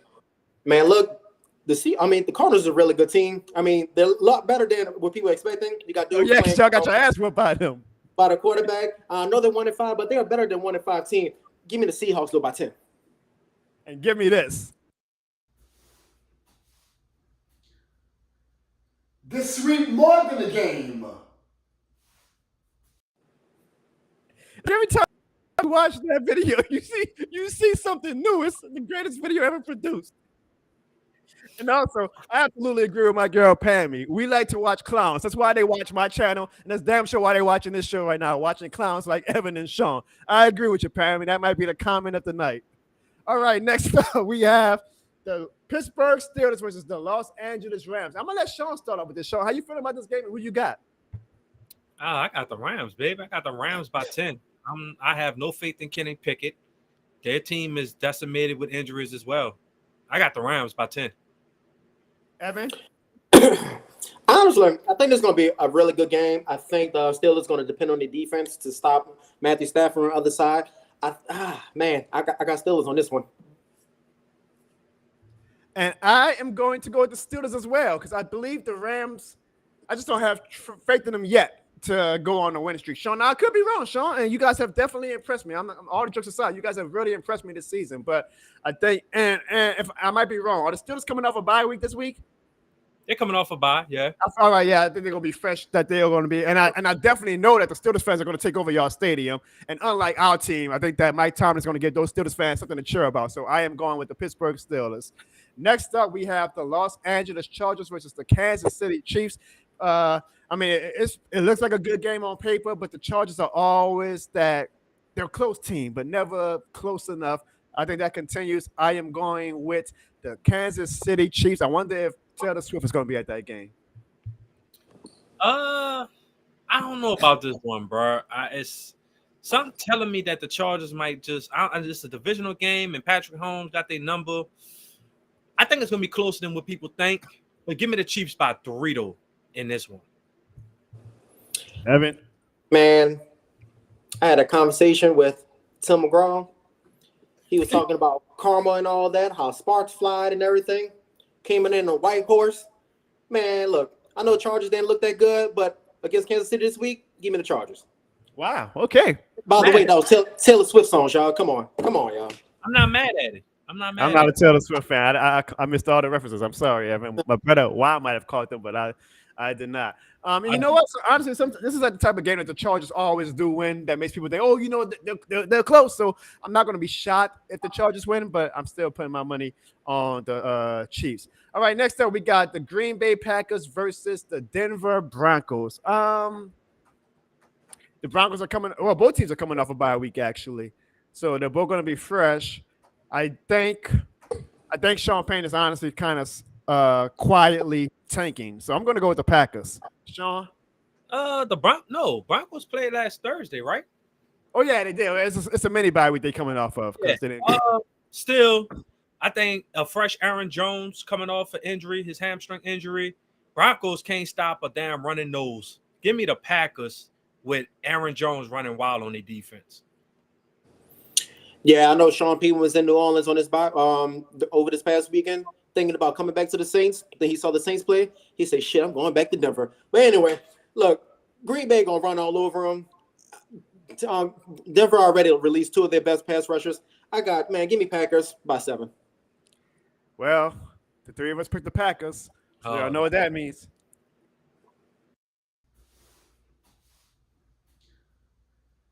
This week more than a game. Y'all notice I had the logo in the back. My dog made a cameo. They got the picture from my wedding with you two. I'm actually in that photo. There's so many Easter eggs in it. We got the great quote from the late, great Dwayne Barnes. It's like the greatest video of all time, folks. Goddamn dog, like, damn, this the most he ever cleaned up. And y'all see Mikey comment, by the way, though, right? Mikey say, because Pammy said that you and Evan and Sean were clowns, and Mikey says, no, Pammy, they're not clowns. They are brain dead idiots. Y'all have any comment to that? This is a Saints fan talking. Please continue the show. This is a Saints fan talking. The Yeah. one literally jump off the ledge, crying over the Saints. Please. Man, don't disrespect my dog. Don't disrespect my dog Mikey like that, dog. Don't disrespect my dog Mikey like that. Smash the CS5. Like, you kidding me? Quick audible. My dog Ziggy, who couldn't join the show tonight, but he said that he wanted to leave his picks, so he left me. Yeah, man, that's dedication. My man left his picks, by the way. So I'm gonna just go down them right quick because he took the effort to send me the picks. So Ziggy picked the Raiders, the Browns, the Bills, the Giants, the Bucks, the Lions, the Rams, the Seahawks, the Packers, the Chiefs, the Dolphins, the 49ers, and of course, ever the optimistic one, he picked the Saints. But before we get to the Saints game, we have to finish it off with the final 2 games of the week. And that is, starting at 7:30, a great Sunday night game finally. We have the Miami Dolphins with the most electrifying offense in the NFL right now versus the Philadelphia Eagles. I think this is going to be a very good game. I am going to once again double down on the Dolphins, making this become a statement game for them. And I'm going to pick the Dolphins to beat the Eagles in Philadelphia. Evan. It's going to be an electrifying game. Probably, the Eagles, the second best team in their own division, but they did lose last week, so they're going to come out, with a little swagger on them. I think this is going to be a statement game for Miami, though. I don't think the Dolphins can match up with the Eagles' physicality. I think Eagles going to come out motivated Sunday Night Football in Philly. That crowd going to be amped. Give me the Eagles, man. I got the Eagles by 7. And Mikey, don't worry, Mike. I got my hands on these 2 off screen, so keep doing what you do, Mikey. All right, and finally, for the Monday Night Football game, we have the San Francisco 49ers coming off a very, very tough loss. Maybe they put too much energy into whooping the Cowboys' ass. I don't know if y'all saw, but the 49ers whooped the Cowboys' ass. And the Minnesota Vikings. I think the 49ers bounce back. Now, granted, we don't know the status of Christian McCaffrey and Deebo Samuel, but I'm expecting at least one of them to play, and that should be enough to beat the Minnesota Vikings. I am going with the 49ers. Evan, you got a lot of experience with the 49ers, Evan, so you should be giving some good analysis with this game. No, but I saw Davenport got hurt. I know y'all Saints fan used to that. But anyway, look, 49ers, they're coming off with a loss from the Cleveland Browns without Deshaun Watson, just throwing it out there. I think they're going to come in and put the smack down on the Vikings. I got 49ers by 17. Yeah, I think the 49ers are going to come in there and give Kirk Cousins problems. And plus, it's prime time. Kirk Cousins doesn't do good in prime time games. Give me the 49ers, but only by 10, though. Are y'all excited? For what? Y'all know what's coming up. Y'all know what's coming Cowboys up. on bye week. Y'all know what's coming. I know y'all excited. I can see the goosebumps showing. Even through that sweat, I can see the goosebumps. Oh, Lord. This week more than a game. I deserve an Oscar for Best Actor for that, man. Do you see the brilliance, the delicacy of that performance?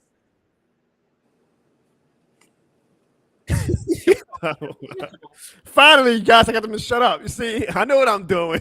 All right, guys, and finally, the game of the week, right? The game of the week, right? Oh, man. It's the game for Thursday. Yeah. Thursday night football. A very short week for our boys in the black, and the goal. We have the New Orleans Saints versus the Jacksonville Jaguars. Now, this is going to be a very interesting game because it seems like half of our O-line is going to be out, but at the same time, Trevor Lawrence's knee definitely does not look 100%. And I'm going to be honest, I think the Jaguars are stupid if they play him Thursday because I hate when these coaches play quarterbacks focus on a short term when it's a long season still to go. It takes one bad hit for Trevor Lawrence for him to now be out for multiple weeks. So, and I'm not saying that because I'm just hoping that Trevor Lawrence doesn't play so that we can have a better shot. I just think it would be genuinely stupid if they play him, knowing how great our defense is. But even if Lawrence doesn't play, I think it's going to be a tough game for us. I think it might be a game where I said this for the Patriots game, but I'm going to say it again. I think that, and I was wrong, don't get me wrong about the Patriots game, but it might be a game where the wheels finally come off for this team, and a game where over the weekend, because it's going to be a long week for the Saints because it'll be technically a mini bye, Pete Carmichael may finally get fired because I do not expect the offense to have not in 4 days they're going to turn it around after that piece of shit performance in Houston and get it together in 4 days. No, it's probably going to be a low-scoring game again, but it's going to be a game that's going to be frustrating, a game that's going to be our offense looks like shit. I have no faith in this team. Jaguars are a better team than us. If Trevor Lawrence plays, they win. Even if Trevor Lawrence doesn't play, I don't even know who the Jaguars' backup quarterback is. They might win. That's how bad things are going. Actually, you know what? I'm going to put the caveat. Honestly, if Trevor Lawrence doesn't play, I do think we'll win. I think that the football guys will be looking down on us. But I'm expecting Trevor Lawrence to play and do just enough to win the game. And I hate to say that. But I tweeted this on Sunday. Every time the Saints lose, bro, as mad as I get mad. There's a little bit of contentment in me that means we are one step closer and one game closer to us finally being done with the Pete Carmichael and Dennis Allen era. So I'm going to be mad if we lose Thursday, but I'm going to be a little happy that it means we're one step closer to finally shutting the door on this piece of shit regime that we have now. I mean, I know who you guys are going to pick, but Sean, give me your analysis for this game. Well, it's in the dome. And in the show, I did say that the Dome was a place where teams used to be scared to come to. That is no longer that case no more. ETN is on fire right now. Calvin Ridley, Christian Kirk, Zay Jones, Evan Ingram. They got a lot of weapons for the Saints defense to contend with. You can't double everybody. And I actually am going to make a bold prediction at halftime.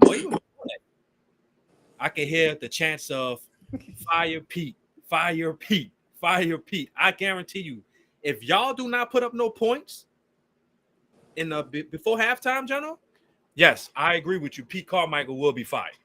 With that being said, with or without Trevor Lawrence, give me the Jags 27-13. Damn, a blowout, huh? Yes. Evan, who you got? Well, let's see here. The offense ain't it for the Saints. It's not. Struggling. You got the Jaguars coming off a good defensive performance against the Colts. I think they had 3 interceptions, handful of sacks. I think it's going to be a lot for Derek Carr. But don't get me wrong, though. The Saints got a decent defense. And if the Jaguars going to be wild Trevor Lawrence, then it's going to be – they might pull it off, honestly. The over-under is 40. Definitely get the low. But I honestly I really think that Derek Carr, I think they'll finally figure something out. I feel like Michael Thomas is going to score his first touchdown of the week. And you know what? Surprisingly, y'all, I'm going with the Jags. Man, what the hell you think, man? Look, Trevor Lawrence or no Trevor Lawrence, man, the fucking Saints ain't winning nothing, man. We're going to have to watch that Barnes game on Thursday. Man, look, if I was the fans, I'll leave at halftime, go on Bourbon Street, get a hand grenade. Hold on. Oh, sorry about that. Yeah, man, give me Jags by 6, man. Come on, man. Well, I hate to do it, but we all picked the Jaguars, so this one is going to be a bittersweet one. But the game is the game, and this shit is more than a game.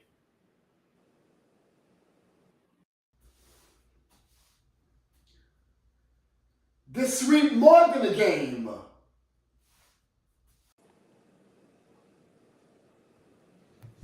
So quick, yes or no, guys? Pete Carmichael get fired after Thursday? Yes. No. Yes. Saints don't fire anybody during the season now. I think this is going to be my reaction after the Thursday night game. Evan, look, he has your hat on. Hey, he know what's up. But John, that should be your reaction all season. And Jono, you should throw up the Alvin Kamara meme. That's my reaction to y'all Saints fans. I told y'all. So Sean Evan, this is y'all reaction to everybody lining y'all up in the chat right now.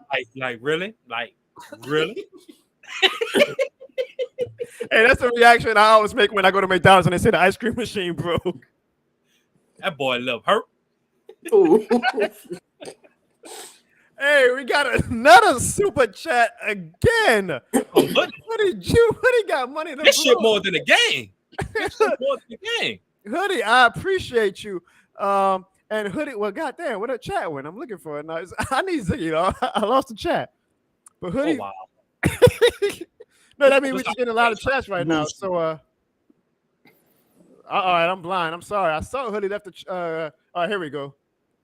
I can't keep up with the chat, y'all. We got. It's 2 hours in, and we got 52 people. I love each and every one of you guys. Thank you. Hoodie says that he will be at the Jaguars game. He's bringing a lady friend and her son to the game. He works with the lady, and she said her son has been wanting to go, so he told her that he would bring them. I hate that Hoodie said that because I feel like Evan and Sean are about to make a smart ass remark. But y'all got anything to say about that? Nah, man. Hoodie, that's actually nice of you. You know, bring a lady to go see the Saints game and the Jaguars. I think that's really nice. I think that you can spend your money on better things and like go to, stay home. And actually, you probably shouldn't just watch any football this week and wait till next week and watch the actual real football team, the Cowboys, baby. But that's nice of you, Hoodie. Good job. Yeah, I mean, you could have took the son anywhere, like a bounce house or. Somewhere, I don't know, something electrifying, something. I don't know. If Hoodie bringing somebody to a Saints game, he must not really like this person. He must be trying to torture them. Yeah, that's not a good impression, buddy. Hoodie, man, it's all love. It's just jokes. I appreciate you. And y'all check out Hoodie Jube's YouTube channel. Well, I think Hoodie Jube just expensed my whole Houston, Texas trip with all the super chats he left today. But I appreciate Hoodie and also the Traders Playbook for the super chats today. Guys, we're at the 2 hour mark, so I definitely want to respect everybody's time. We had a great show today. Even with Evan and Sean on the majority of the show, we had a great show. Hopefully we get our producer extraordinaire to come and actually man this show next week so I can focus on being a host and not a producer. But I appreciate you guys for going through the producing defects with me. I feel like Pete Carmichael trying to call offense when I'm doing the producing role of this show. Hey, man, shout out to T. T in the chat saying that we got him over here crying. Now, that's a true Cowboys fan right there, Evan. I know he's a true Cowboys fan. If you're a true Cowboys fan, he'd been living in Dallas instead of that sorry-ass city. But anyways, again, guys, thank you all for the love and support. Again, man, we are at the 2 hour mark, and we got 52 people in the chat. Every week, every damn week, this show gets bigger and bigger, and it's because of guys like you. And honestly, I hate to say it, but it's because of the entertainment factor that my dog Evan and Sean bring to the show. So I do want to thank them for that. I do thank them for giving up their time to make this show fun and entertaining. And y'all know if you're a subscriber to the Jono Barnes Show, that's all this channel is about, is entertainment and having fun. So I enjoy having like a bit of a yin to the Saints fan yang with those two. You guys are the best, man. 52 people in the chat. That's awesome. I don't even know how many people we got watching on Facebook and Twitter right now. But if you're new to the channel, again, hit the subscribe button. If you're not new to the channel, either way, you still should hit the like button no matter what. And I thank everybody who showed me love in Houston, everybody who stopped to ask for a picture, everybody who was screaming this shit more than the game, everybody who was wearing a shirt. Means the world to me. If you want to purchase your This Shit More Than a Game shirt, especially because Christmas is right around the corner, right, Evan? Your favorite time of the year. Let's cover his face, so we ain't got to worry about that.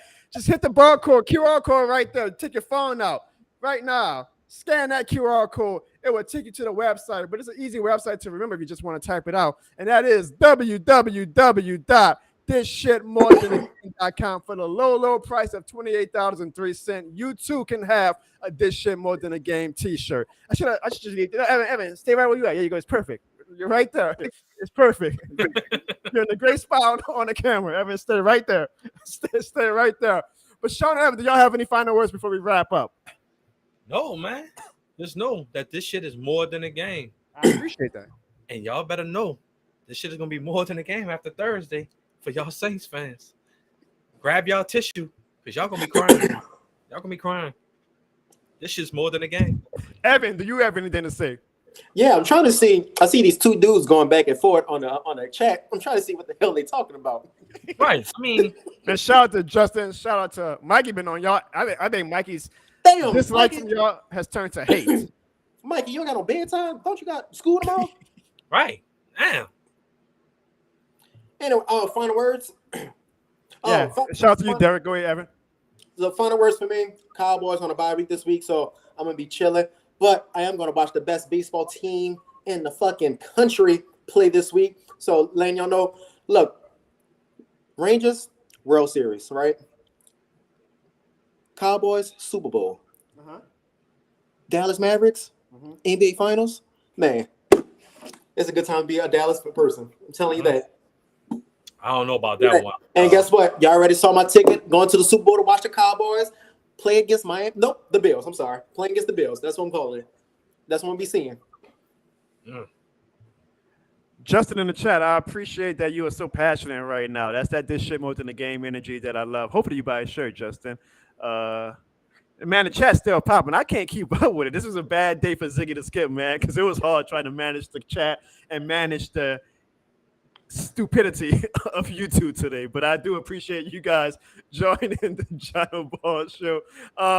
Fellas, I have a contract, a 7-day contract. Will you guys have to come and join and sign it and join the show again next week? Sean?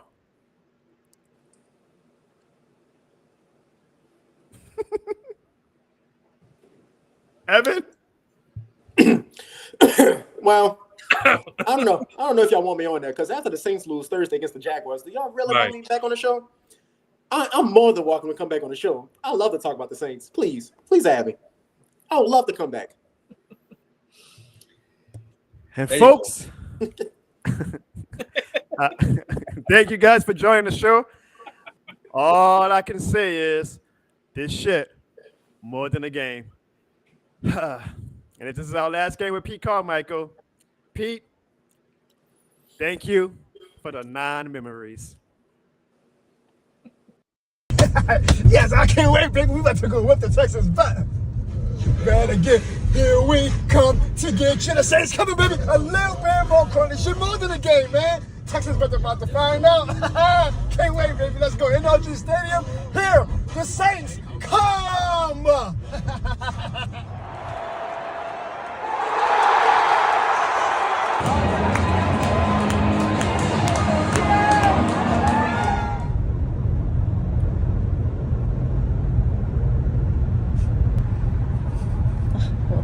I told you not to spend $1,000 on a team coached by DA and Pete fucking Carmichael.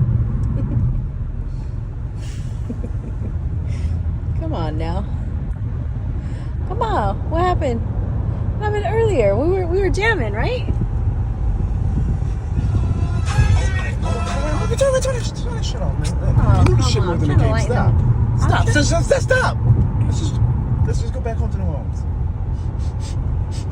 Oh, with the crying again. I'm not crying, man. I told you the damn Houston got these little water bugs or whatever. Got my allergies all messed up. Okay. Can you just... Let's just go home.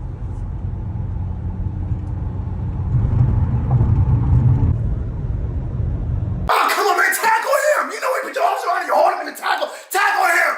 Oh, man. I'm tired of this thing, man.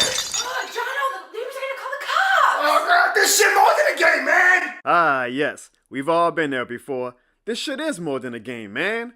And now, these shirts are more than a game. But did you know that this merch wasn't made only for sportswear? No sirree.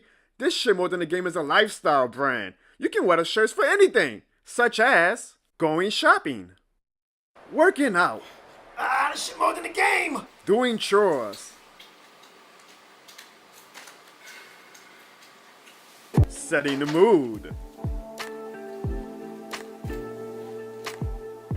Oh, yeah, that's that thing I like. changing a tire,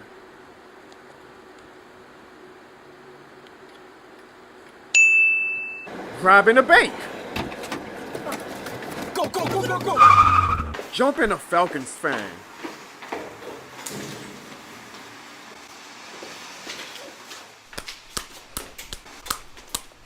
And so much more.